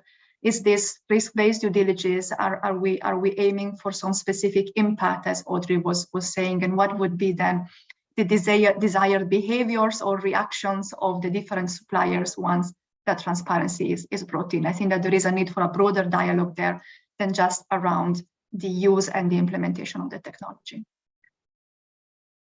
Thank you, Anna. And I can actually see Nathan is nodding his head and agreeing with that comment. And I think I would directly like to draw on this point and turn a bit to you, Tanya. Very important point, Anna, that you mentioned now in terms of collaboration and exchange, and not just using the technology as such. So we should keep in mind actually the collaboration. This was precisely what was discussed yesterday, and I mentioned it already. Collaboration, not just in terms of connecting the supply chain for reporting, for compliance, etc., but really to engage with each other, to kind of exchange with each other, to learn from each other. Would you say, Tanya, from your experience, that blockchain or other digital solutions maybe are really an enabler or facilitator for this kind of collaboration? Or is it in the end, lastly, still kind of constrained or not more than, well, as I just said, for reporting reasons, for compliance, just individual kind of risk management approaches? Yeah. I think certainly blockchain is a tool for collaboration, and I think that's exactly the difficult bit, because blockchain being a single source of truth is a very scary concept, because you have to bring parties that traditionally don't necessarily trust each other and bring in some third parties to check their information, to suddenly have this information, this one single pot where they have access, simultaneously. You then carry also responsibility for everything you've put out there. I always say blockchain is not garbage in, garbage out. Blockchain is garbage in, garbage forever. You are responsible for what you've put there, because you can't then change it. And specifically in the mining world, where I know, the responsibility for example, mineral resource estimates, there are many cases where later, people put out a certain number and then, oh, but blah, blah, blah, and some other files arrive via emails and corrections. I guess that's a scary bit, but this is what eventually will work with the blockchain world, because it will eventually benefit all the parties. You have to be more, responsible for your own actions, because it's a record that will be there, for everybody to see, whatever, of course, is open. And I think another issue that we didn't highlight here is the fear of the technology in the mining world, because it's just a big word, and the level of understanding of the technology is still very small, like low. It's a very shallow penetration in the mining world. People, still worry about such things as always that excessive electricity use. If we, start using blockchain, do we have to pay for the humongous transaction fees? Oh, we don't want to deal with cryptocurrency at all. Like the level of understanding is still very low in the industry. Sorry if I took off, but I think it's an important thing to mention, is that there is still a lot of education that needs to happen in the industry. Thanks, Tanya. Maybe directly following up on this, because this was also a discussion we had actually in our briefing already for this session. So please educate us a bit more, Tanya, especially on the point, these concerns that are out there on blockchain. On the one hand, well, bad reputation of blockchain, because, we all know, you mentioned the transaction cost. We know a huge carbon footprint of things like Bitcoin, etc. Please, just a few things on that. Is that something where we say, yes, these are real concerns that need to be resolved, or maybe perhaps even obstacles, limitations? Yeah. I think these are the standard questions that I hear from the mining companies, because a lot of hearsay, oh, how about that? And then you have to say, oh, you have to educate them. There is a private blockchains, there is a public blockchains, and even in the public blockchains, the electricity costs are not so much of an issue anymore. Or, there is your private blockchain, which is not quite, an open, the source and the security of the data. always a lot of questions about the security of the data, the systems, and how do you release your data? Oh my God, that's such a scary concept.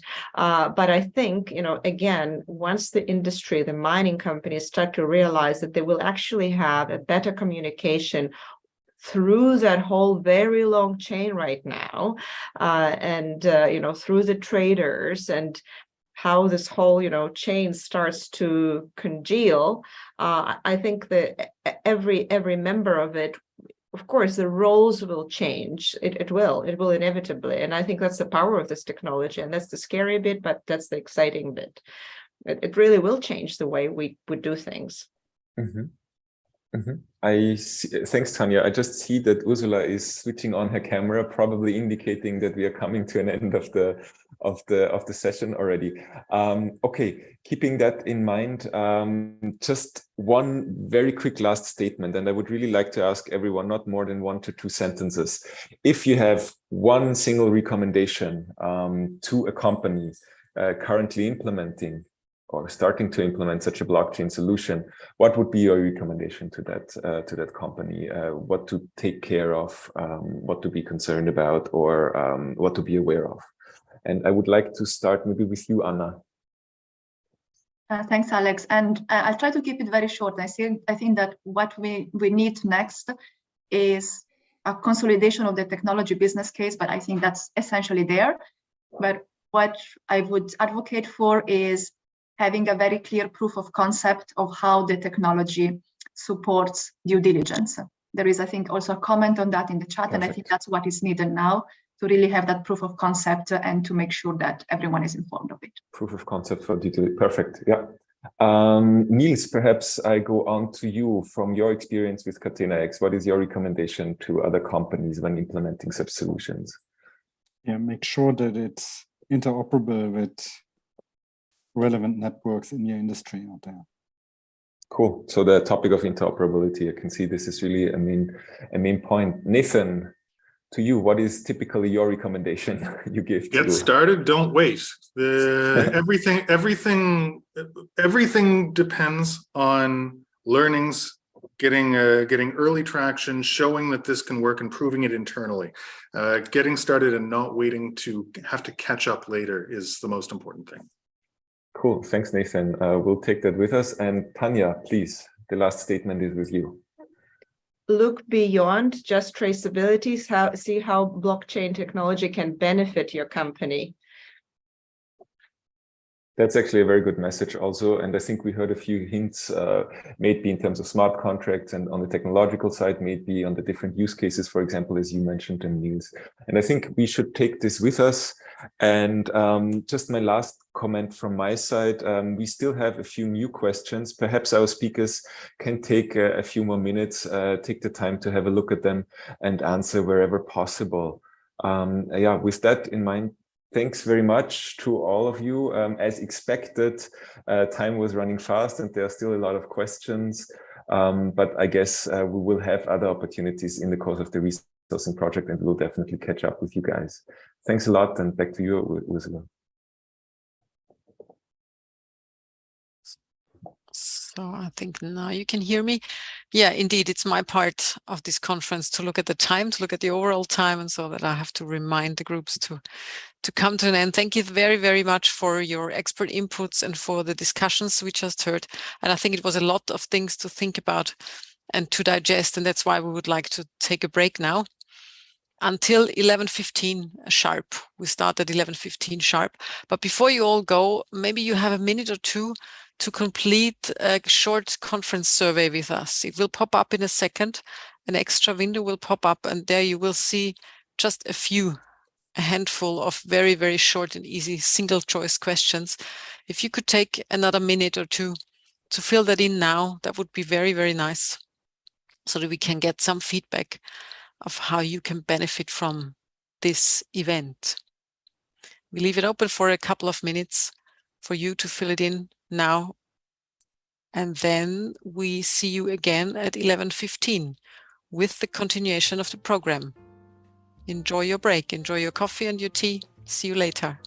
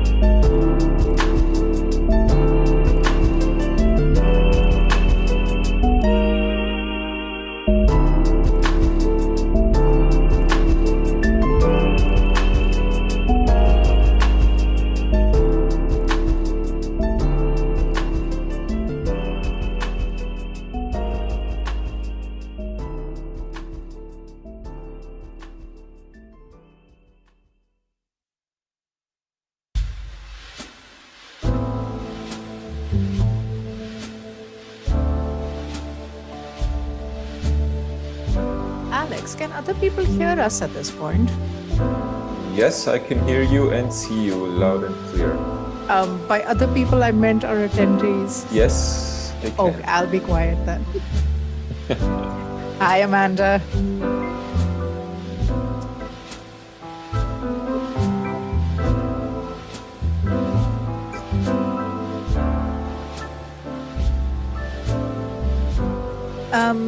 Noe or Alex, I am just missing Angela, and I think Tanya needs to be taken off.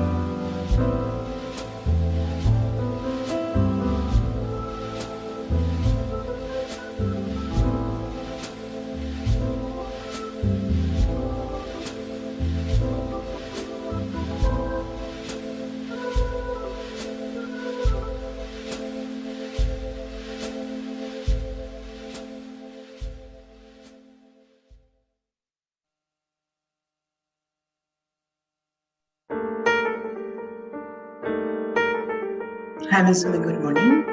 Good morning, Angela. How are you doing? I'm good, thank you. And yourself?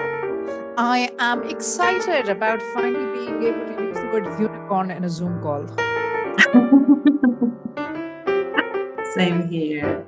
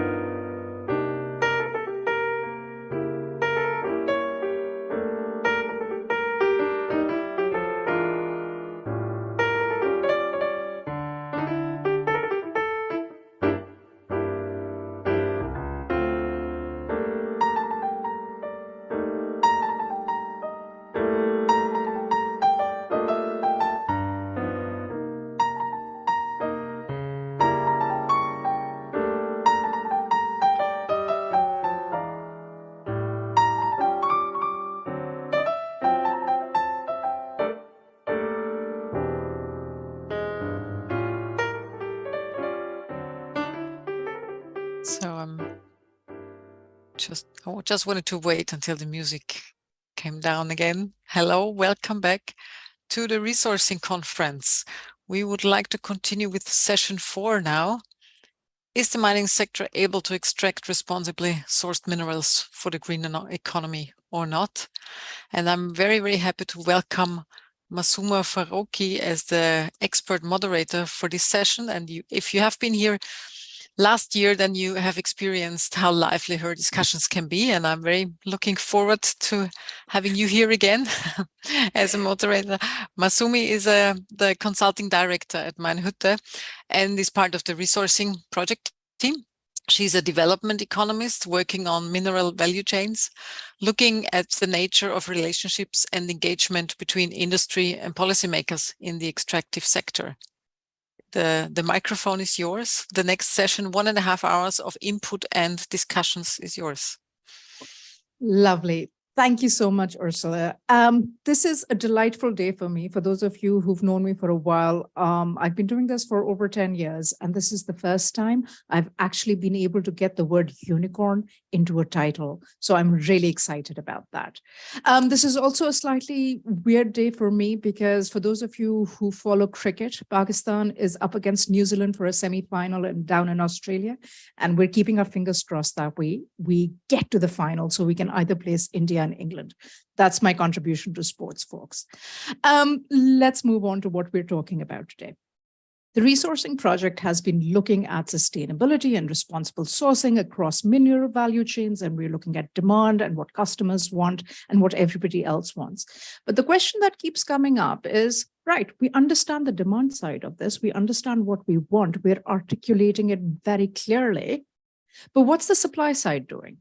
What is the mining industry, the countries that this minerals are produced and extracted in, the value chain that leads into those extractions, the companies who are doing it, where are they on this entire front?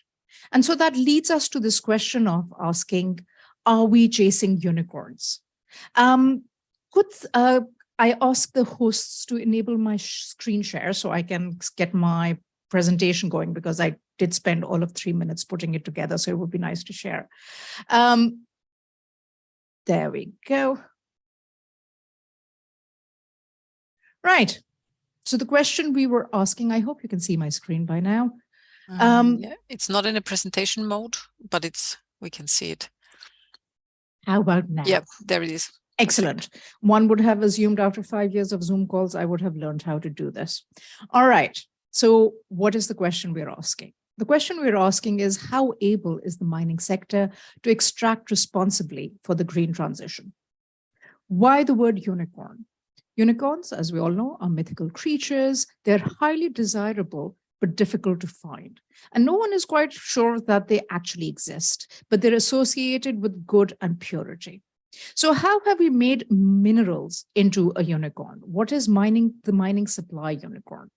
Well, these standards are not new. The ILO, the IFC, UNEP, the European Union has been talking about sustainability and standards in mineral supply for over a decade now. On top of that, we've got mineral-specific standards and sustainability requirements, whether it's the copper mark, whether it's the LME's responsibly sourced criteria, aluminium, gold. We've been talking about what we want out of our minerals on sustainability. Then we've got the larger alliances from the Raw Materials Initiative, from EITI, which is again more than 2 decades ago. IRMA is a new contribution to this. We've got the Canadians, TSM. We've got various organizations coming together and saying, this is how we want you to deal with global tailings. There's a set of requirements that we're asking of our mineral supply. Then we've got the ICMM, who leads the frontier on this. We've got the UNPRI, Principles of Responsible Investment from the investment side, and other investment companies asking for better sustainable proof of concept. And we've got the GRI saying, this is how we'd like you to report it.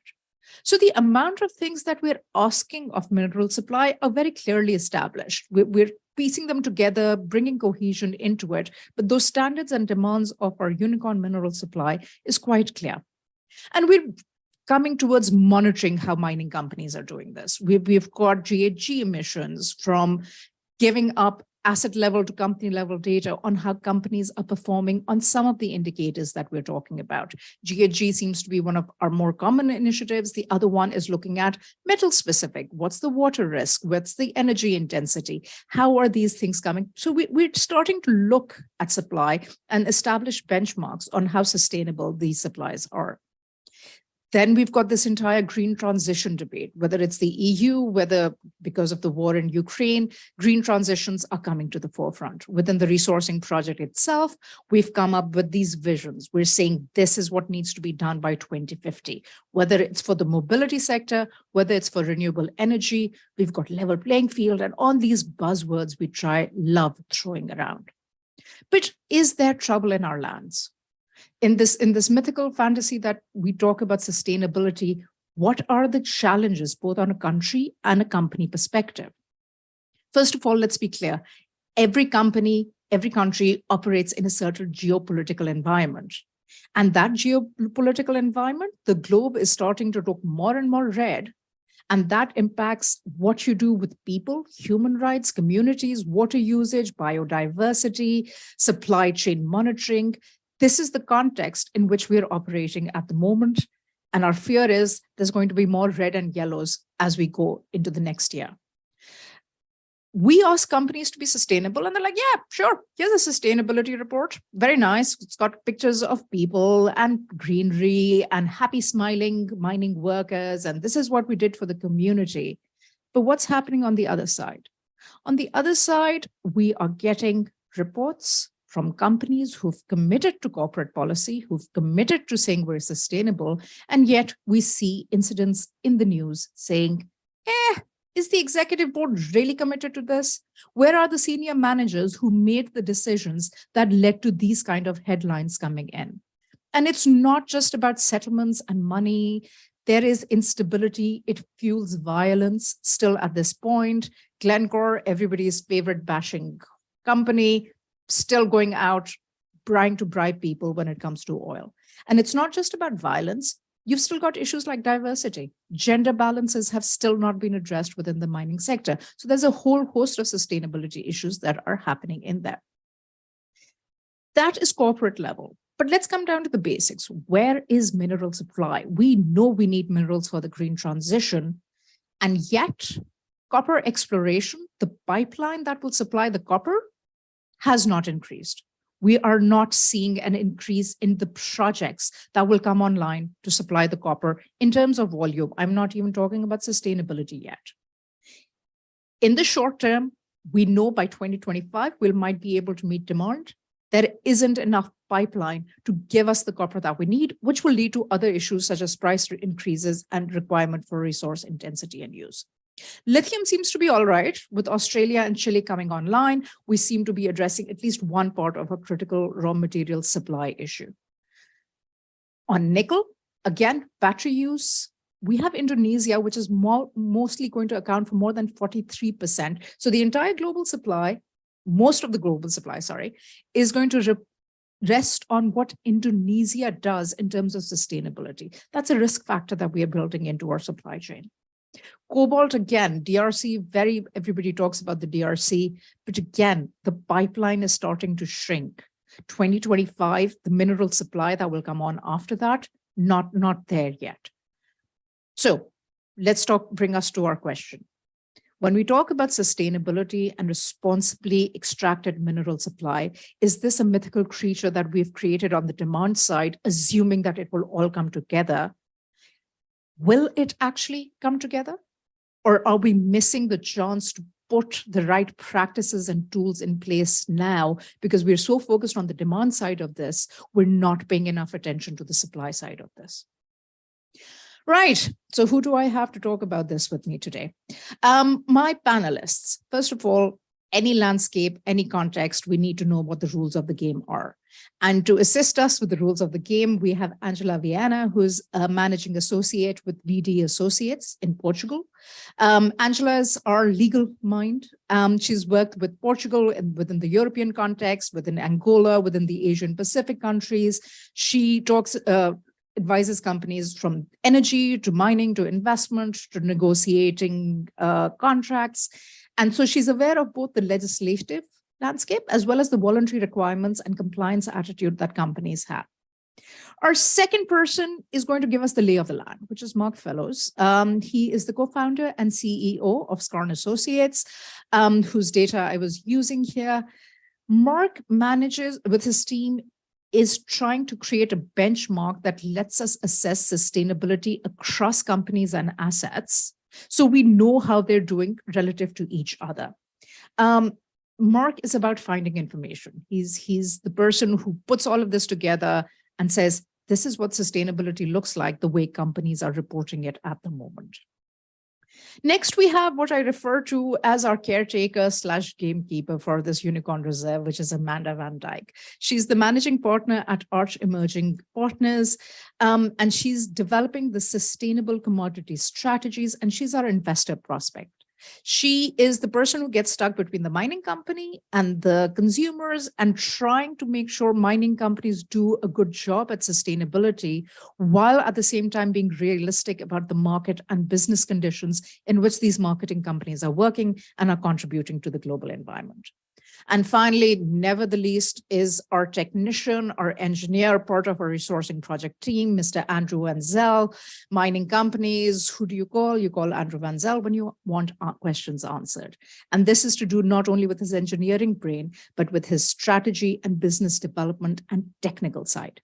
So we've got a lawyer, we've got a commodities specialist, we've got an investment specialist, and we've got an engineering specialist. And that leads us to our questions for today. I am going to stop sharing my screen so we can all sort of see each other while we talk. Right, so the panel today. The panel today is considering two aspects. The first aspect is from supply and saying, what are the companies doing? And the second aspect is from countries. What are countries doing to get the supply online? Mark, I would like to start off with you because you have this overall view of company performance. And within companies, we talk about majors and we talk about mid-tiers. Majors are the big companies, diverse mining extraction companies. Medium-tier companies tend to be those who have got one or two assets in place. Given the data sets that you have been building and monitoring, where is our proof of concept on sustainability right now? With all of these commitments and corporate policies, how do you see companies actually performing on the sustainability standards that we're putting across to them? Hi, everybody. You can hear me okay? Yeah. So I was recently asked this question in a different forum, and I started thinking back a little bit. And maybe the first thing I'd point out is that I first started seeing companies publishing sustainability reports, which maybe is a bit of a landmark on the whole start of this journey towards sustainability. I first remember seeing sustainability reports in the mid 2000s. So we're arguably 15, 16, 17 years in to what's going to be a long journey.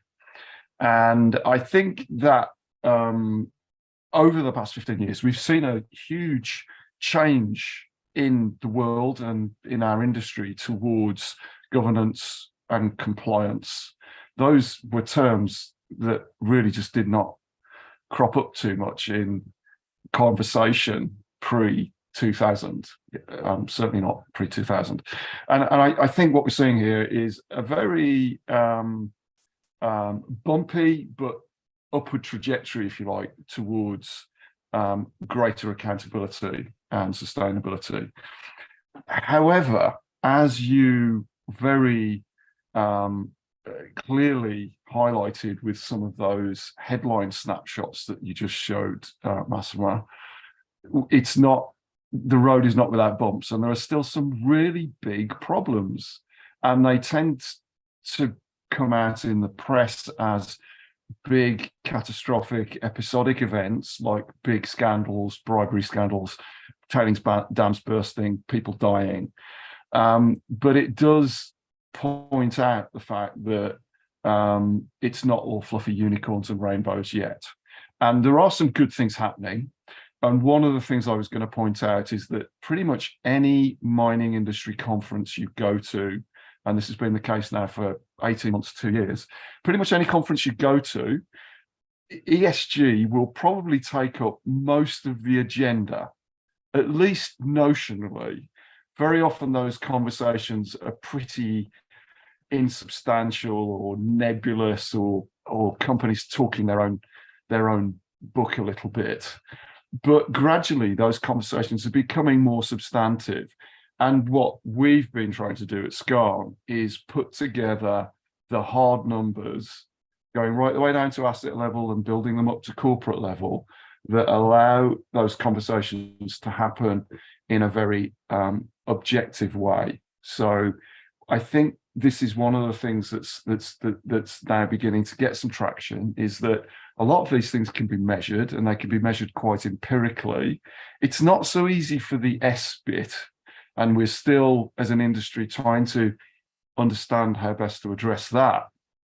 But certainly a lot of the E stuff, the metrics are there, the disclosure's improving, the reporting standards are starting to, well, it's debatable. I'm hoping that they're starting to rationalize and converge with things like TCFD and with the involvement of the ICMM on various topics. But in general terms, the movement is in a positive direction, but there are still some big issues, and some of those express themselves as big bad events that occur periodically. Mark, that's a very interesting point that you bring up about how companies are talking the talk on ESG. You're right. Any conference you go to, ESG is there. And there's a part of me that wonders whether, and I've seen no mining company come out and say, yeah, we don't care. That's a suicidal statement by any CEO or CFO at this point in time. I've heard a couple say that in private, to be honest. But, and it's the private conversations that makes me go to Angela, and I'm not asking you to reveal any private client relation confidence conversations that you've had. But Angela, you deal with a lot of people behind closed doors and out of the public view. And when you're dealing with mining companies, how much do you think their drive for sustainability and ESG is being driven by regulation and a compliance state of mind? Because we're now, from OECD, we're moving to non-OECD countries as well, increasingly, for the minerals we need. And behind those closed doors, non-conference public view, how much do regulations and compliance matter? Or is there an actual corporate behavior that says, no, we need to get really on top of the sustainability question? Hi, good morning, everyone. And Ms. Zuma, yes, spot on. Behind closed doors, I think the concern is there. When you go to the legal department, as lawyers, boring lawyers, we are always focused on compliance. So you will have a very strict need and a need for guidance, a need for information about the regulations that they need to comply with, and they are really strict on that. If you go to the business team, it's a little bit different. The business team has a little different concern. They have a huge pressure from the head offices in terms of ultimately client demand, the all supply chain pressure they are under. So depending on the team with whom I talk, the perspective and the concerns and the things they are willing to understand from particularly the hosting country regulations, the enforceability of those rules, it's very different. And what I can see from these last years, and it's getting even more complicated in these last, I would say, 10 years, is that clients are overwhelmed. And they are overwhelmed because they have to comply with multi-layer mandatory and voluntary regulations and standards and so on. So I will have people from the team, the client team, saying, okay, please tell me what are the regulations, ESG standards in these jurisdictions where we are operating. And most of the time, at least in the jurisdictions in which I work, but I think it's global, there are regulations there. So it's not a lack of regulations from the hosting countries. They have them. Specifically for the environment, as Mark said, the E is always the easy one.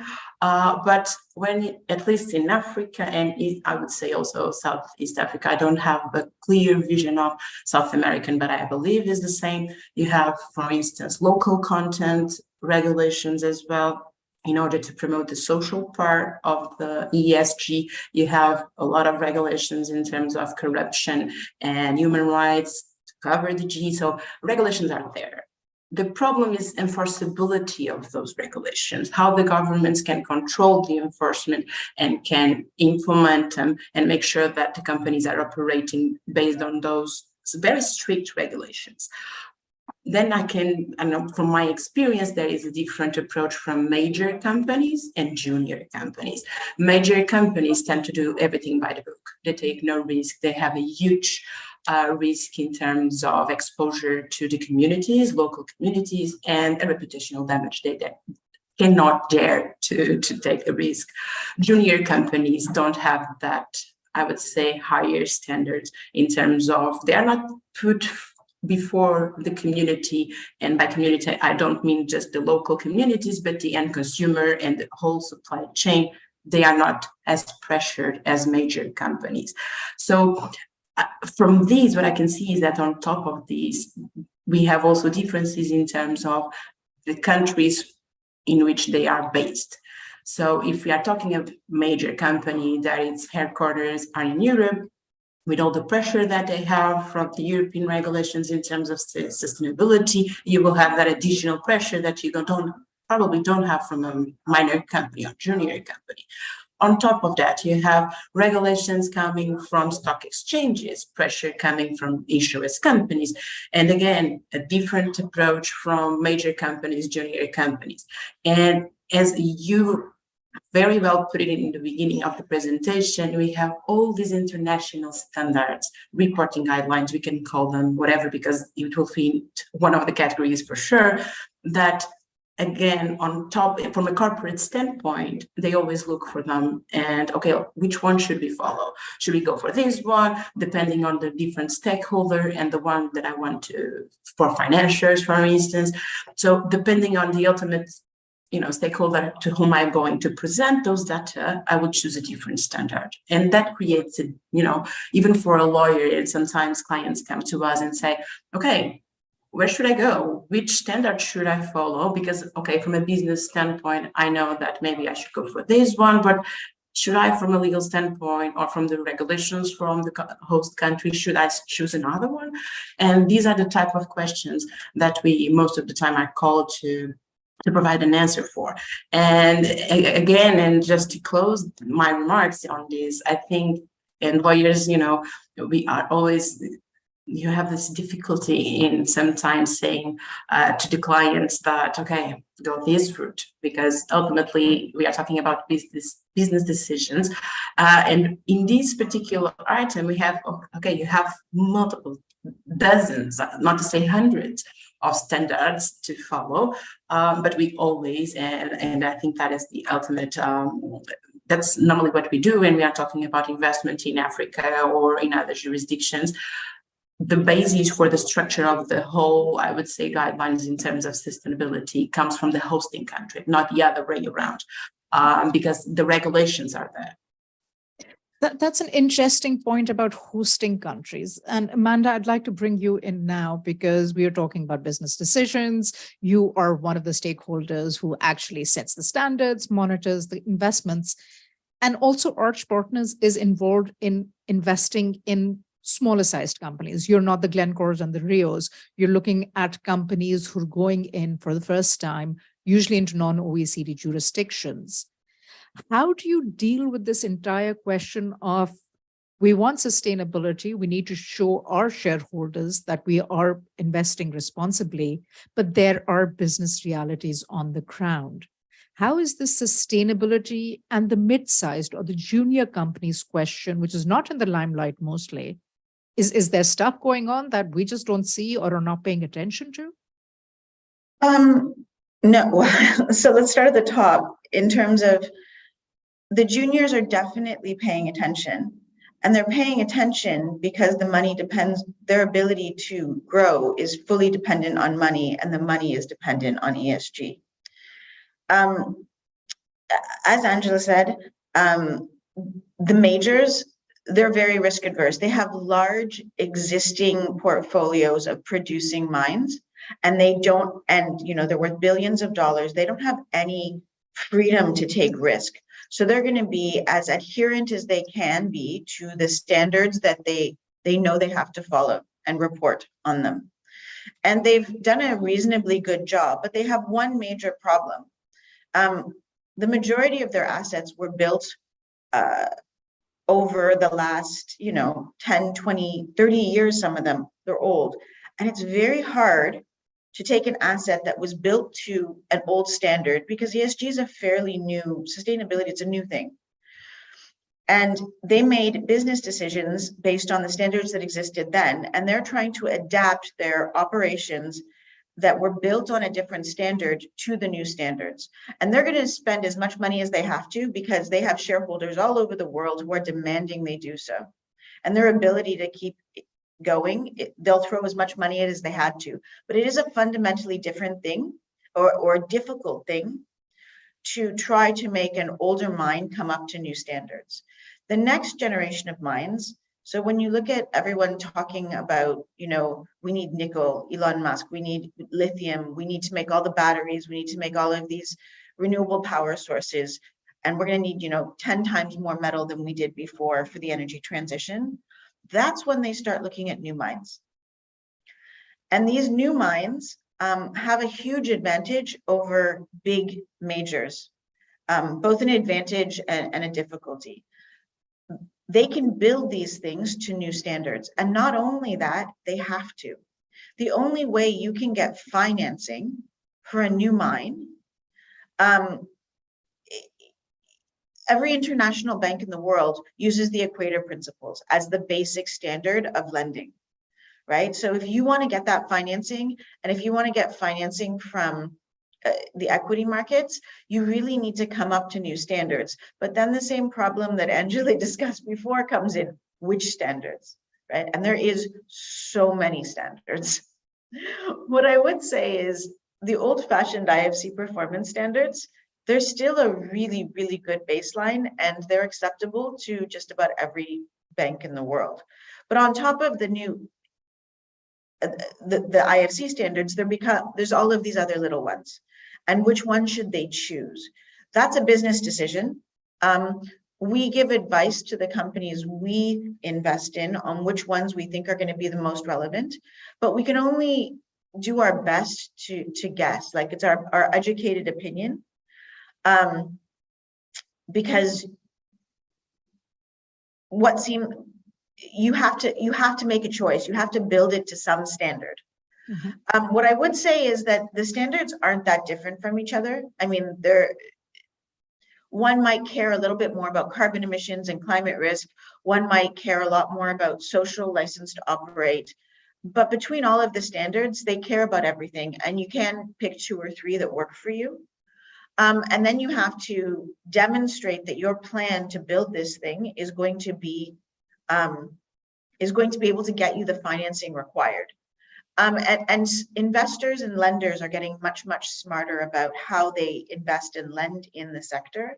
And that's allowing, and they're willing to spend a little bit more money on it. So I actually genuinely believe that the next generation of mining companies are going to be built to much, much higher standards than the old generation were, because that's the only way they can get financed into production. And that's going to be a very, that's going to be good for the sector. But there are standards. They do need to be homogenized. And I do believe that slowly but surely we are coming towards a consensus on what the standards will be. We're not there yet. We're probably a few years away from that. But there are a lot of good standards out there, and consensus is happening. So I actually have a lot of hope that that consensus standard will be out there, and it'll make mining very easy. I think the biggest problem is not the standards in the mining industry. It's not what the majors do versus what the juniors do and which standard we're going to choose. The problem is the companies that don't have to adhere to the standards. Right? The problem is benefit, what happens after we mine it. And that's probably the next part of the discussion. But Well, Amanda, the one thing I can tell you is in 2023, towards the end of it, the Resourcing Project is going to publish a global definition of responsible sourcing if we manage to write it. So, but we're looking at consensus. We understand the issue of too many standards and overlapping standards and what they want. And I'd like to take that conversation now to Andrew, because the conversation we've been having so far, we stop at the point of saying mining company, and we don't progress further into that conversation. And some of these headlines, the question always comes up, did the C-suite know that they were about to blow up Aboriginal caves in Australia? Did they know that dam was about to collapse? Andrew, given that you do a lot of work with both majors and mid-sized mining companies within Africa, can you give us a perspective of what is going on inside mining corporations themselves? How are they struggling? You know, C-suite board announces, yes, we are all sustainable. How is procurement and finance and health and safety and everybody else going, what now? Yeah, look, I think I can agree with a lot of what's come before, and I think different people touched on different aspects. I can say there's a lot of risk aversion, but we also have these sort of competing objectives. We used the example, and see, we're trying to keep our emissions down, which means I have to keep switching my lights back on. So competing objectives. So on the one hand, you're trying to create the best engineering solution. On another, you're trying to procure the cheapest product. On another, you're trying to procure locally to support the local community. You're trying to use local content, local materials, local, skilled staff. And those are not necessarily, or those can be, mutually exclusive. And it's quite difficult in a large organization. It's quite difficult for all of those decisions have an integrated response and constantly adapt and say, well, I know that as a procurement department, we've gone to great lengths to establish, how you are rewarded, and your KPIs are about how much money you save by procuring the cheapest products. And I'm going to somehow work around that because I want you to not procure the cheapest product, because in this instance, I want you to procure locally because that's one of our other strategic objectives. At the same time, I need the engineering department not to procure the best possible product. I need them to procure a good enough product that's also aligned with our objective to procure locally. And the amount of interaction that's required to constantly evaluate these competing objectives and decide, what constitutes a sort of a good compromise. And it's difficult to do that for everything. So I suppose you could pick a few things and say, well, these are areas where we're going to sort of deliberately work around, and we're going to adapt our KPIs and other things to sort of align certain objectives, and we'll understand that it won't be we can figure something out together. And then just to tie into that sort of complexity, at the same time you are managing community relations. You're still working in a place where it's not okay that people die. It's not okay that you can't tolerate serious injuries. So you still you're still keeping a focus on safety and health. You're still tracking slope stability. You've got all kinds of sort of competing things that are competing for your time and attention. And it's a difficult space to operate in. Our clients. I think it was Angela that used the word overwhelmed. We're asking people to do very difficult and very complex work in fairly remote locations with competing objectives that aren't always aligned with KPIs, and it's challenging. And I think it's easy to say that there is a lot of changes happened at the sort of organizational, cultural, or organization's culture level or values level. We've gone from 20 years ago, where it was sort of an acknowledgement that we need an E, to a little bit later, well, we need an S, and a little bit later, well, G is also important, and now we talk about sustainability. And I think, but in the background, what we've had is as you've had new sort of senior management come through and having started when environmental and health and safety, so pre-environmental was probably a push on health and safety. The industry said, well, you know, we really cannot injure and kill so many people. So we need to move towards zero harm. And then it was zero harm to the environment. And then it was zero harm to the community. And so we've sort of moved on. But I think behind that, we've slowly brought in generations of engineers and managers that have now gone from realizing that you have to do something, but that wasn't really a value when you started your career, to now people are coming through that it's been a value in the company since they started work. So more and more we see people coming in where diversity is a value that has been in place since they started. Environmental, social license to operate. These are things that people have heard about all the time. And the people making decisions not only have many of those values, but they're also in a position where, you know, the commitments that they've made will happen while they're still working. So I think, you know, a while back we had people making commitments that weren't going to need to be met during their tenure, CEO, etc.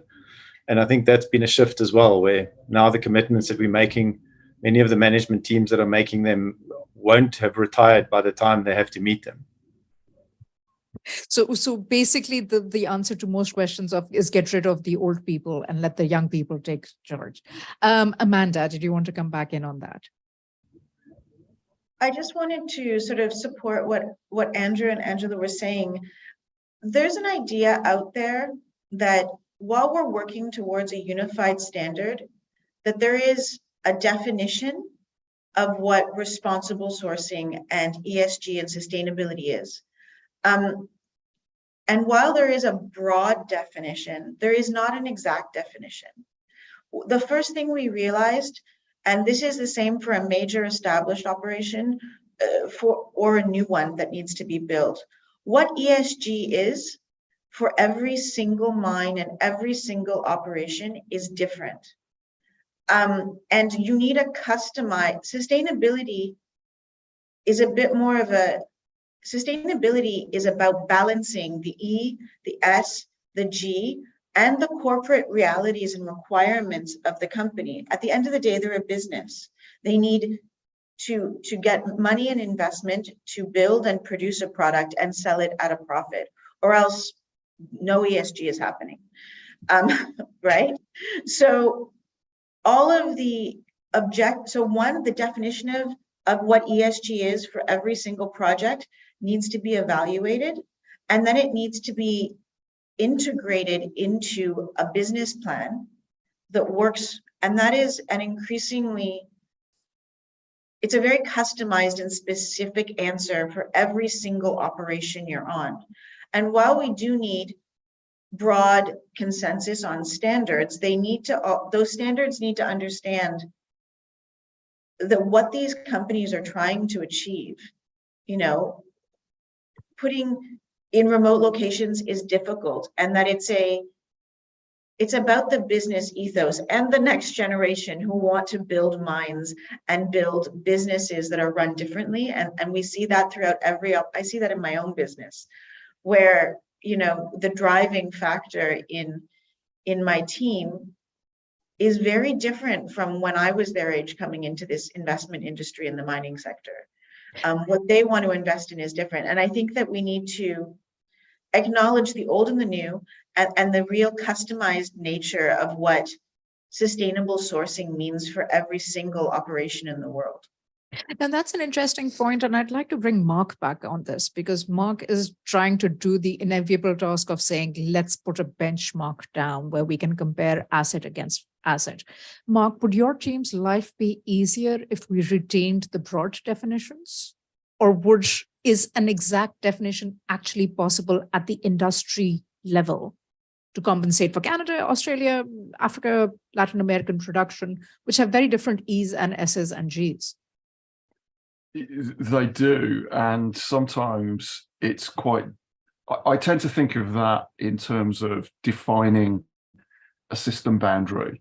So our methodology is really based on defining or our methodologies are defined based on defining those system boundaries first off, because otherwise it's not clear what you're including and excluding. And so what we tend to do is take existing methodologies like the greenhouse gas protocols say, and use those as the building blocks to define metrics within the system boundary we've defined. So to use the greenhouse gas example, there can be a lot of confusion in comparing the scope 1 and 2 numbers that a particular company reports, or it reports for a particular asset, with the numbers another company reports for their assets, because they may be including, for instance, if a company owns a downstream smelter and refinery complex, if they're including that in their numbers and you're comparing that to a mining company producing the same commodity, but which is not doing that downstream processing in-house, they're sending it to a third party for smelting and refining, then there's an inherent difference in the system boundary. And so what we then do is we say, well, look, the system boundary, for instance, goes from rock in the ground, so the digging of that rock out of the ground and processing it on the mine site to produce that intermediate product that goes to the smelter and refinery. And we also include the greenhouse gas emissions associated with the freight to the smelter and refinery and the smelting and refining. So the system boundary encompasses all of the emissions from rock in the ground to refined metal sat at the refinery gate waiting to go into the market.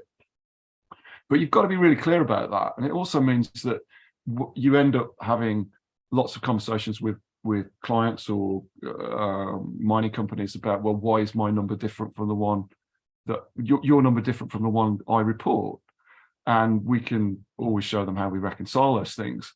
But you're always going to have those issues with reporting. And if you think about financial metrics, we've had a few hundred years over which those have evolved, and the reporting of those has changed very substantially in the last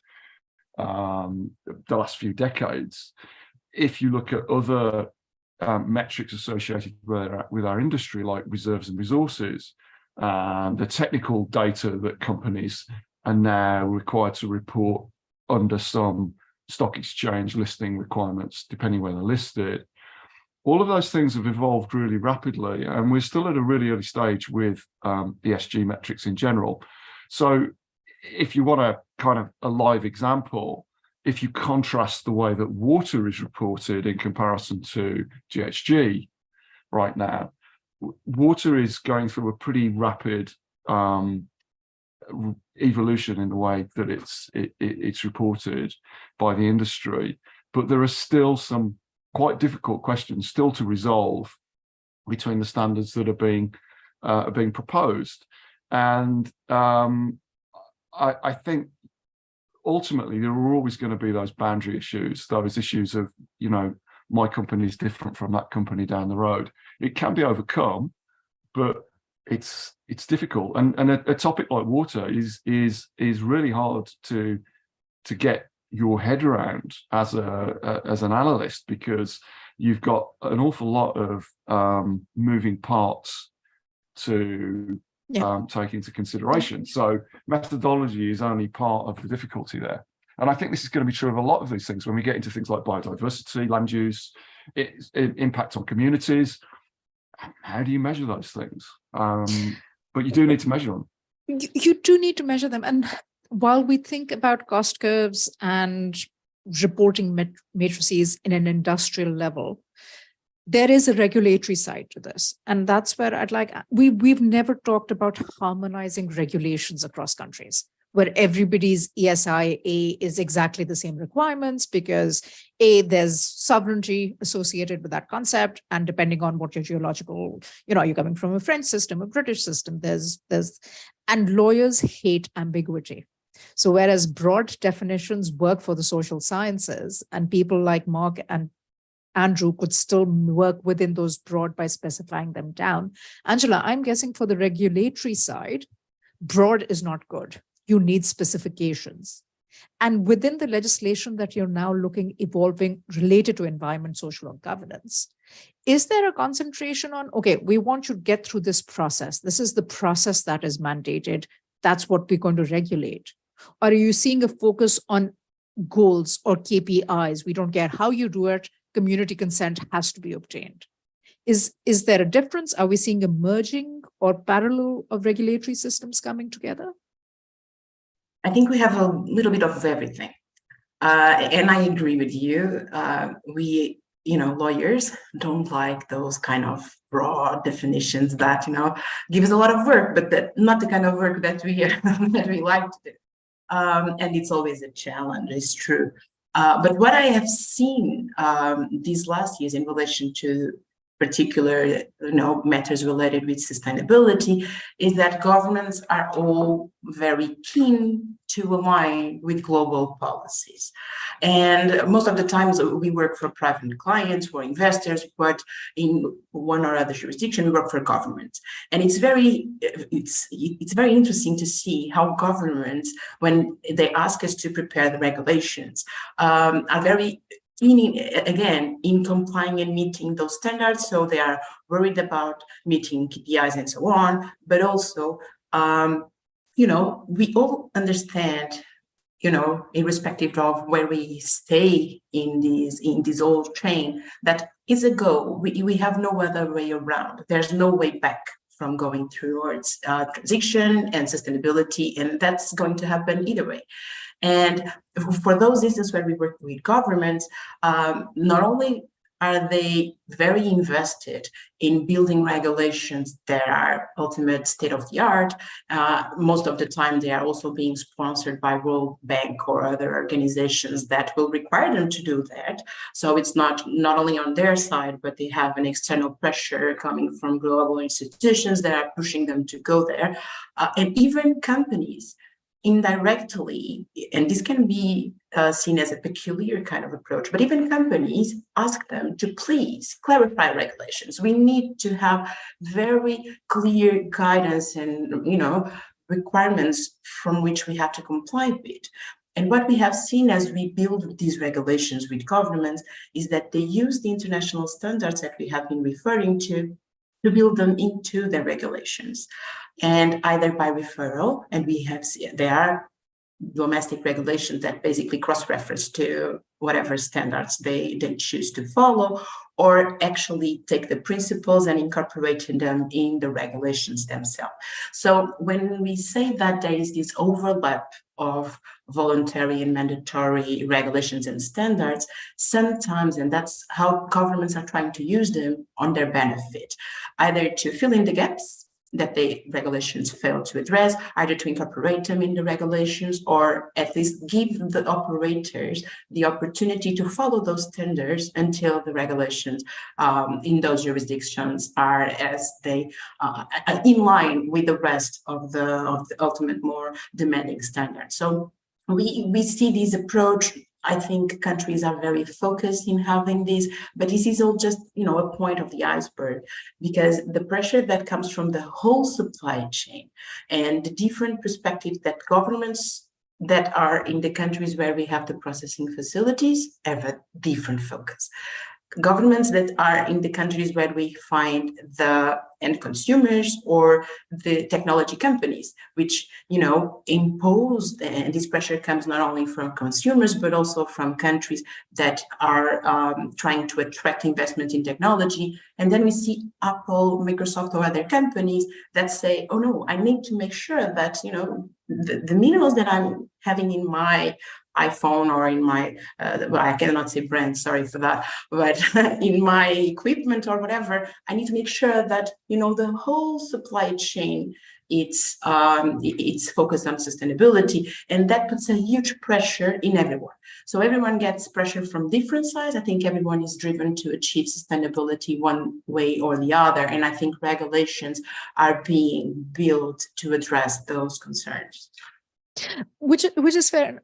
My colleague Emma, who does legal reviews, she always jokes about the fact that you can instantly tell when a piece of regulation has been written by a World Bank consultant, because it's all airy and fairy. Andrew, I'm going to throw you into a little bit of a difficult situation. I believe the way regulations are being written on ESG, you're asking government officials in African or Latin American states, I'll take Africa for now, responding to external stakeholders who have not elected them. This question of sovereign rights, when we talk about standards and environment and social and governance, is there within the African context, is there still a colonial approach to saying, well, this is what the World Bank recommends for your regulations? How much of that ESG is coming from the people the government representatives were elected by? Is there this assumption, oh, they don't understand, and therefore all of these external standards must be put into regulations? Sure. Yeah, so look, I think, I mean, I don't think we need to use an African example to see that politically, I mean, in most countries, we're not on the same page.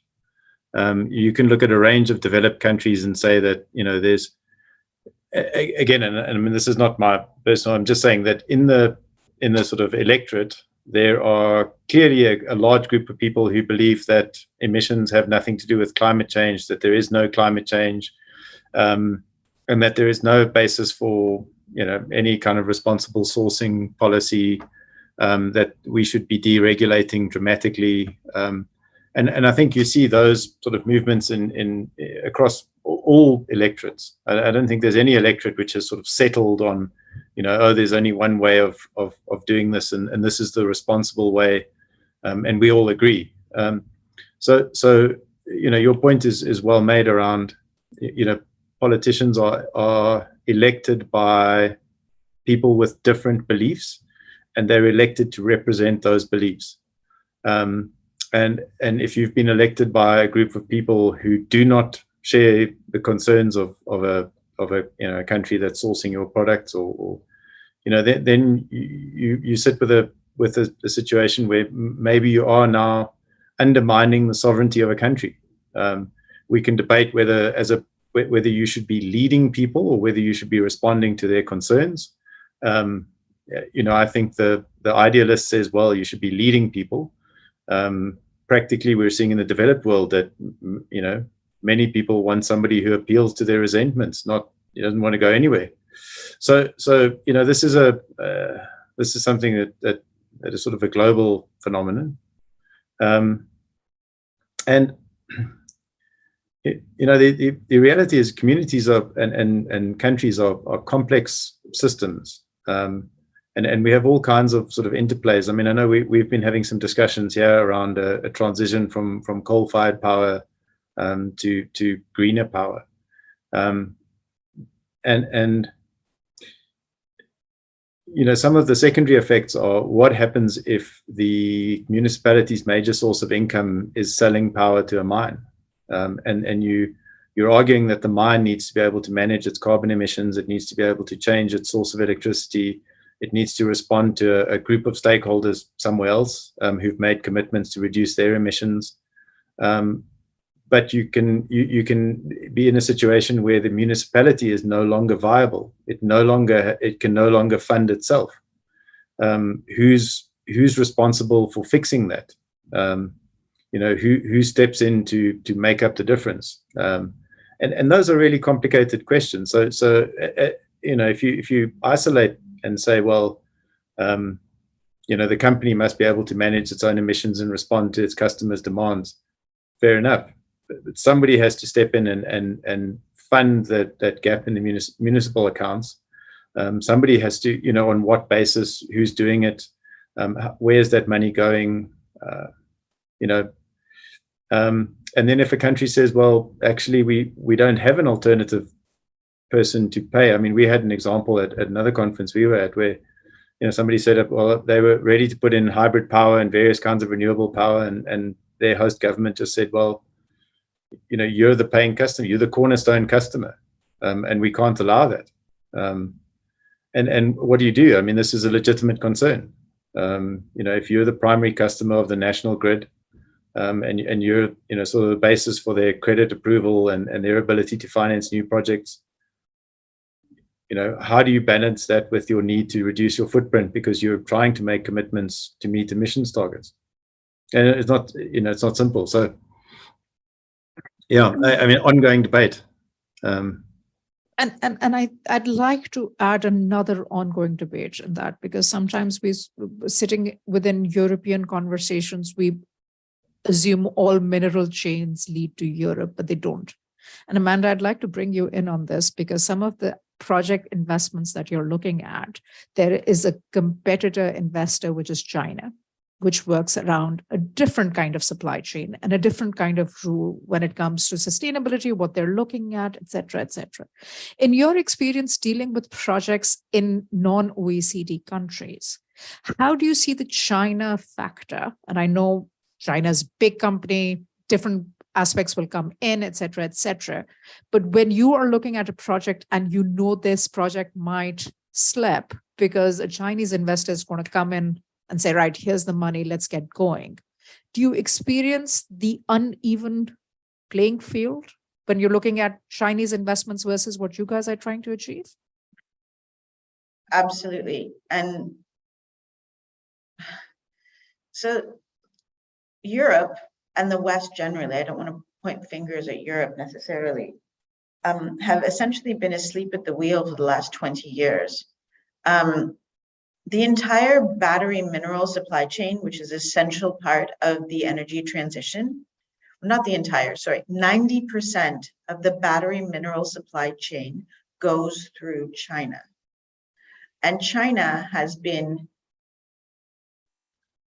buying up every asset in the battery mineral supply chain it can get its hands on all over the world. And they've had money in a way and a more unified plan than we have had. So yes, if we're talking Africa, every single African government right now has a dilemma. Do I take money that comes with no strings attached that will develop my mining industry very quickly? Or do I take a disaggregated amount of money from the West that will build it much slower to impose much higher standards, which I may or may not be able to come up to, in order to give the West the metals it wants on the terms it wants them? And over the last 20 years, most of them have chosen China because China was the one there sitting there with the checkbook saying, I'm ready to pay. And so if we want to start sourcing based on our standards, we need to, our biggest competitor is China, and China is very significant. But I think that brings us to another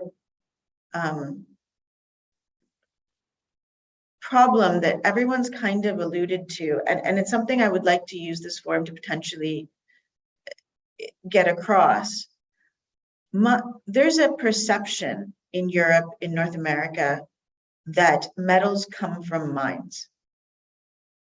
And if you're talking about responsible sourcing, you're talking about mining.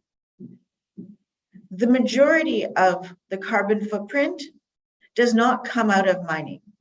It comes out of processing and transporting, the multiple processes that come after it, the refining of the metal and the turning it into something that can go into a battery or a car.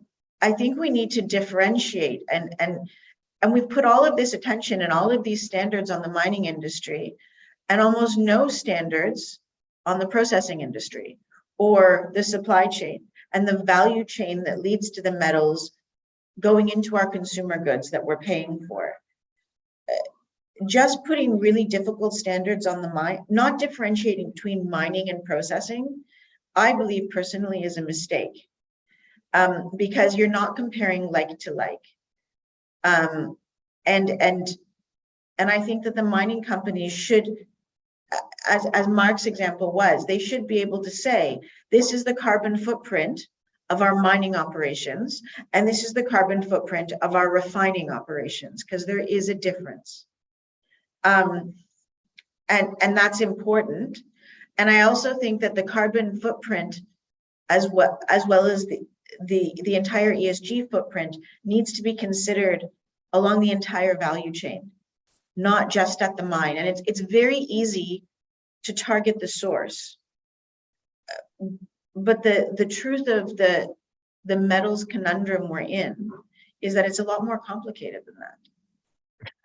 Fair enough. And Mark, since you have most visibility on these value chains, how big is the China black box when we're calculating the E of our metals?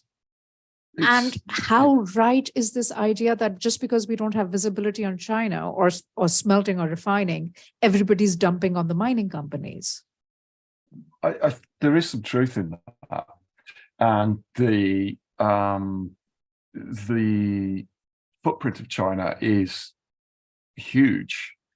And if you look at some commodities like, say, aluminium, one of the interesting ironies really is that the carbon footprint of aluminium production has increased massively in the last 15 to 20 years because so much smelting and refining capacity has been built in China.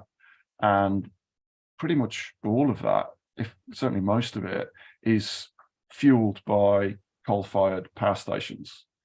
And so consequently, the carbon intensity of aluminium has increased massively in the last decade or so. And the Chinese downstream processing sector, Chinese mining sector, is not right now reporting an awful lot with regard to its impacts. That's not to say that we can't get a good handle on that, because we are able to source very good data with regard to the energy usage and the production parameters. And from that, you can come up with a very good picture of what the emissions look like asset by asset. But it is kind of inherently an unbalanced picture when that data from China is so has such poor visibility in comparison to the real push there is for Western mining companies, particularly the big global players, to publicize their emissions, including Scope 3. And all of the major mining companies now are really in a bit of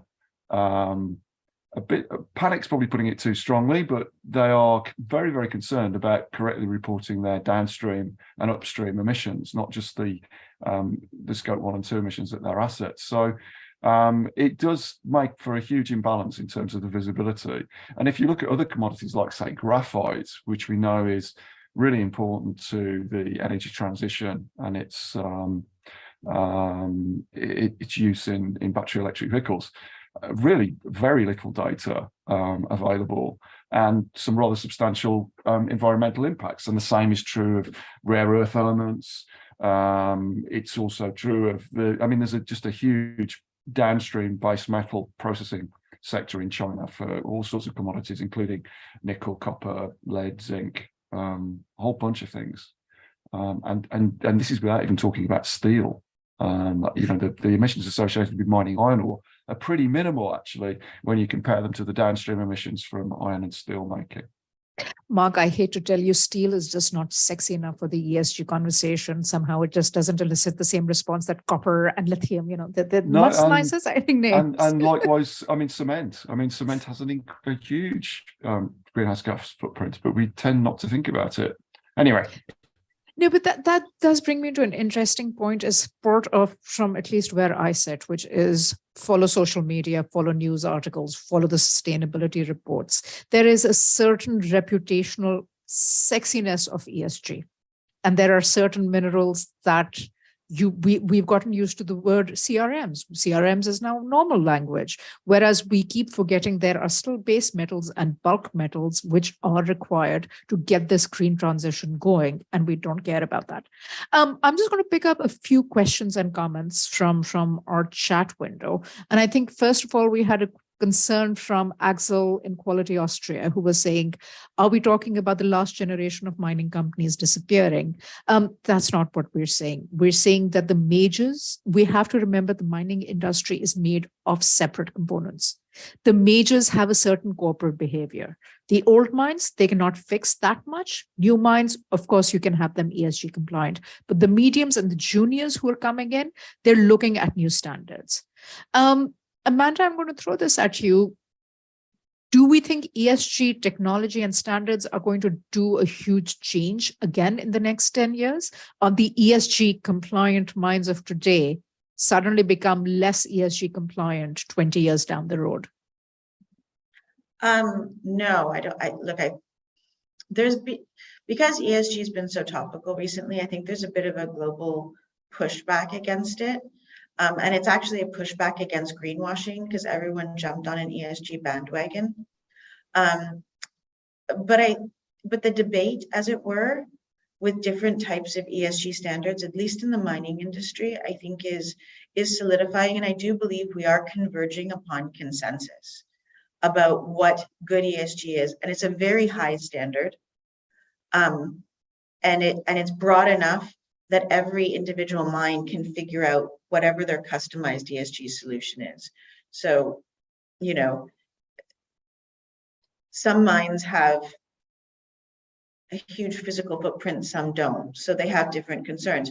But I think that the standards are converging and they're broad enough to take into consideration the complexity that is the global mining industry. And I think it'll get more strict, not less strict, to be perfectly honest. Someone mentioned in the chat that, you know, ESG is new. ESG isn't new. There were definitely people who talked about it before, but until investors demand it, the companies don't respond.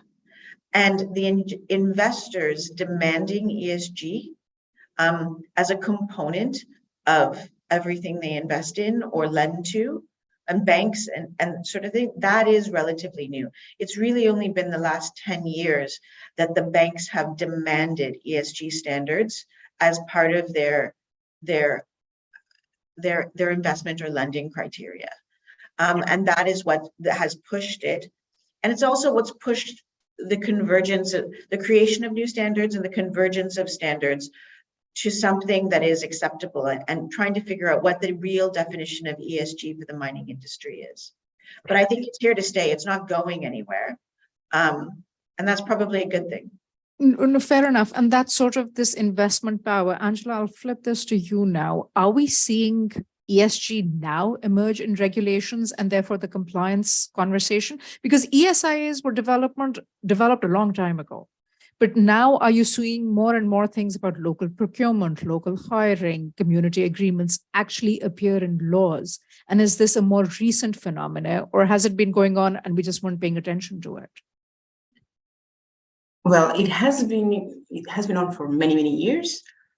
But obviously there is a recent trend to stringent regulations in respect to some of the ESG components. In the jurisdictions in which I work, regulations, I would say that they have been subject to a major review 15 years ago. And in that moment in time, you know, best practices for the industry were calling for a major focus on environmental, social, and governance as well. So at least in some of the mining codes, more recent mining codes, and they all kind of follow the same trend at that moment in time, we find the same principles, which is local content again, as Andrew also mentioned before. So very strict rules in relation to local content, environmental, protection of the community, and you have, even the requirements for the environmental licensing have been stringent. And I'm talking about, obviously, the hosting countries in developing countries. And it's there for more than 15 years.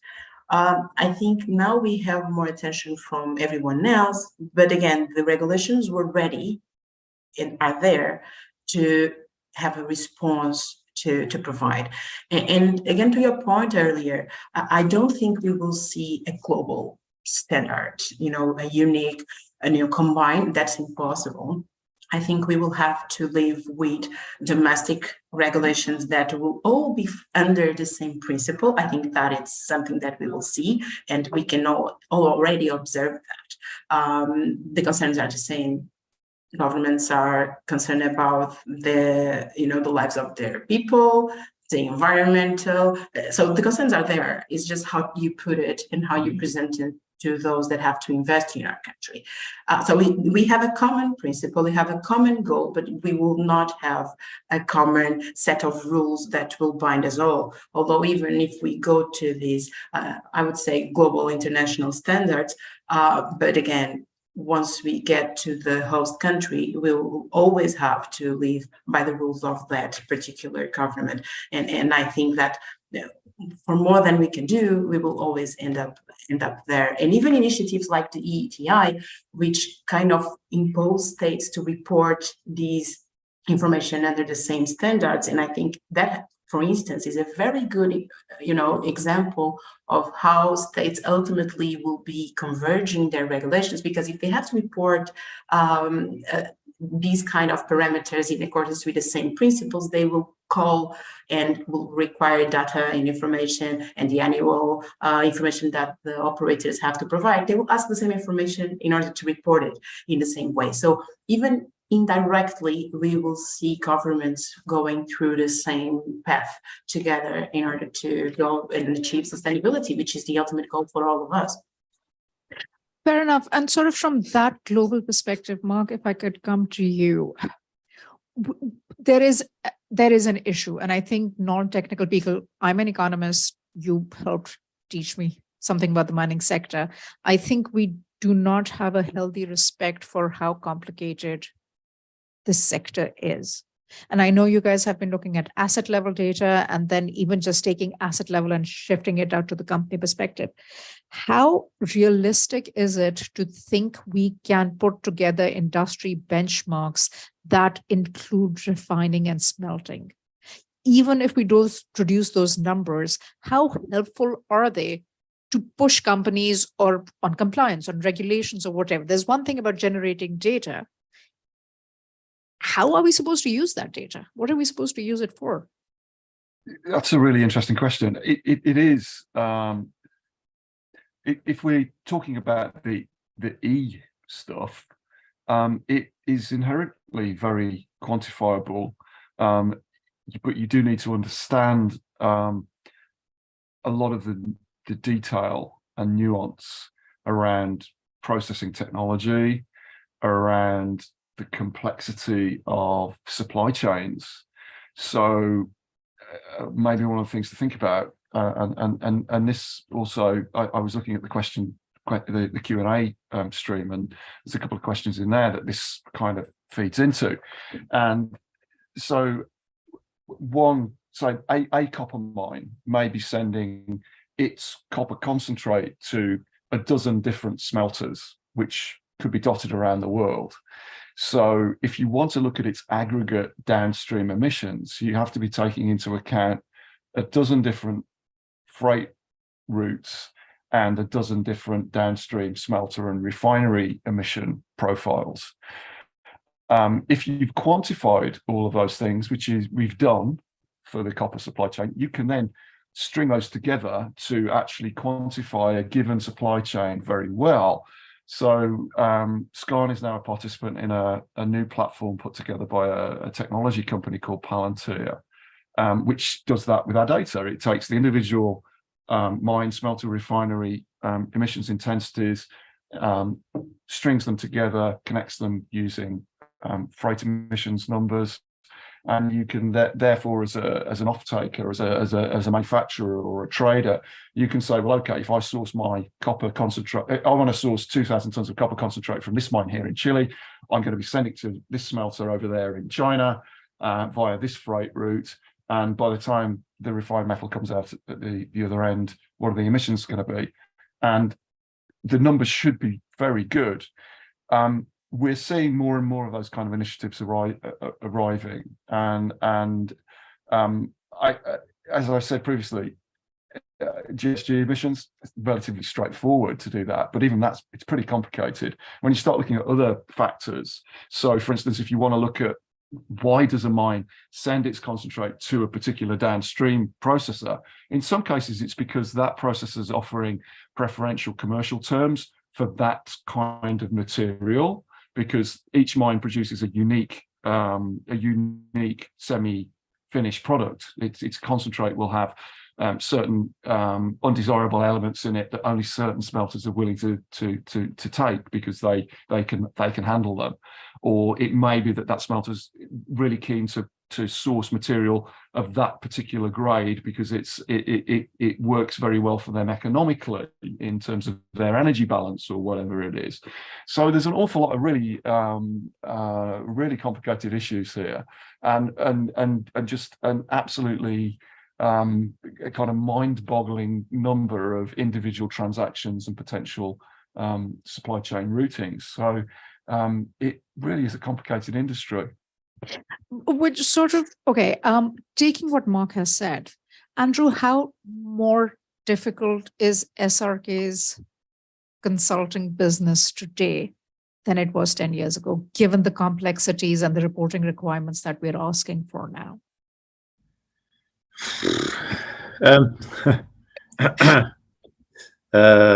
Sure, that's a challenging question. So I think we grapple with the same things that our clients grapple with. So our challenges are really also trying to sift through various reporting systems, various compliance codes, regulations. We're trying to do that. We're also wrestling with for example, I think it's in the Equator Principles that the newest round, where if you don't consider the lowest carbon emitting source of power, you haven't produced a compliant study. So you can reject it, but you have to have explicitly considered it. So we grapple with things like, the person who reads those standards isn't necessarily the person designing the power system. So how do we build that into our corporate culture where we make sure the kind of communication happens between different disciplines so that I understand not only what's relevant to me, but I can pick up that, hey, this is probably relevant to somebody else in a different department. How do we build that into our way of talking and our way of communicating and in our approach to studies? How do we, our clients, potentially the procurement department, don't state in a request for proposal that we need to say what the emissions will be at specific milestones. So we say, but we know our client is looking to reduce by X% in 2030. So we probably have to tell them what it'll be. Just as an aside, I don't think that there's really a lot of thought that's been. Well, I don't know that it's clear yet what you do with new projects and how you align how you report those in terms of how much you should have reduced emissions. Because obviously any new project is more emissions. But it's potentially fewer emissions or lower emissions than it would have been if you'd done it the way you used to do it. So those are the kinds of things that we're also wrestling with. And in the meantime, we're also grappling with cybersecurity. We're also grappling with our own carbon footprint. We're also trying to make sure that we maintain health and safety as an embedded part of our culture, but also bring in discussions around environment, social governance, and sustainability. We're also trying to work out which forums are the ones that we should be contributing to, which ones are the ones we should be listening to, how do we share those messages internally, and how do we, understand, how do we do all of that, sort of taking into account what our clients' prerogatives are and what it is that they're trying to achieve. And again, we also do work for governments and so it's again, they're sitting with regulatory challenges that they're facing, and all the sort of knock-on effects, as I said, like how you fund municipalities if you change how companies source power or water, or what they do with water once they've got rid of it. Yeah. So those are all things that I suppose that it's a never-ending. I mean, I saw Jan's comment around responsible, and are we only thinking about these now? And I'd sort of spin it more as a I think we started off thinking that responsible meant that we didn't kill people anymore. And then we thought, well, that's actually way too low a bar, and we should be aiming much higher. We shouldn't do harm to the environment. And then we said, well, actually, that's not good enough either. We should really be of net benefit to the community. And we sort of slowly moved it on. And I mean, the greenhouse gas emission, I think, is another good example where we said, well, if you cut down these trees, then you should plant them somewhere else. Now we're saying, well, actually, biodiversity is something that we should be pursuing, not just, oh, if we cut down some tree, we should plant some other tree. It's not just a net carbon balance. It's about restoring biodiverse spaces such that, you replace a biodiverse space with one that's been lost. So I think what we understand as responsible keeps changing. It's not that we didn't have it as a goal, we didn't wrestle with it, or we didn't try and do it. It's just that, we were really, it was a long journey, and we're still on it. Fair enough. And I think I am going to save my panel the trouble of doing finishing statements because we've just got 5 minutes left. Let me see if I can finish off this conversation. We started this by saying that there is a bumpy road. And what Andrews just said is it has been a long road, but it is still a long road. I think one of the issues we're lacking focus on with the research on responsible sourcing is what is happening after the company boundary. We stop at the country boundary. We say mining company, and we're not looking at the black box that exists behind a mining company. How are they doing it? What are they doing? What are their challenges? How is business management working? Is this a regulatory compliance issue? If it is a compliance issue, have we funded non-OECD governments enough to actually implement their own regulations? What is happening to mining companies themselves? And are we asking them to do stuff that is actually in the smelting realm and not in their realm? So is global mining supply, sustainable supply a unicorn? I think it is, because we are still full of wishful thinking. And there's nothing wrong in believing in unicorns. That's what I keep telling myself. It's fine, I believe in unicorns. The point is, if we have this vision, just assuming that it will come true because we made enough noise about it ain't gonna happen. If you want supply to be sustainable, we have to understand what mining companies, majors, mid-sized investors, what these guys are actually grappling with. And also maybe give them the space to say, hey, do you know what? We would like to say we are finding this difficult. Because right now, any mining company that comes out and says we're finding this difficult is going to get smashed on the head by some media or certain organizations. We need to let mining companies say, we need help in organizing this and not have to do it all behind closed doors because we've increased the reputational risk of how they do this. With that, I am done. Thank you very much to a great panel. Thank you so much for joining me. Good conversations, as always. Grateful for your insights. And Ursula, I am more than happy to give this back to you at this point. Thank you. Thank you very much. Thank you to all the participants in these discussions. Thank you, Masuma, for this interesting part and interesting insights into the different angles of your unicorn topic. Thank you very much. Voila, we are well on time, and this is the end of the big part of the live program. And you would do us a great favor if you could fill in a little survey, if you have not done so. If you filled it in already today, then don't worry. But if you have not done so, would you please take another 2 minutes to ask these really simple questions that are here? And at the same time, I'm going to tell you what's happening next, if you want to stay with us. So this will be on, the survey will be on for 2 minutes. You can fill it in now, which will be really quick. I would like to give back to Alexander, who is the coordinator of the resourcing project, and he would like to give some outlook on what's going to happen next within the project. Yeah, thank you, Ursula. So I will take the opportunity while you're filling in the survey just to, as Ursula just said, actually give you a bit of a heads up what's coming up next in the resourcing project. I would like to start with one point that is actually not on this slide, namely tomorrow there is still one part of the live program we would cordially invite every one of you. Namely, we will have a project networking session to which we invited in total 5 projects within the Horizon program, but also beyond or outside the Horizon program. It's not on this slide because you will receive anyway again. You already have received it, but you will receive again an invitation, including a link. So this meeting is basically mainly for the projects themselves to kind of liaise, explore synergies, ask each other questions, etc. But it is also open, of course, to registered users. So please feel free to join us and also ask your questions, perhaps some synergies to be explored, etc.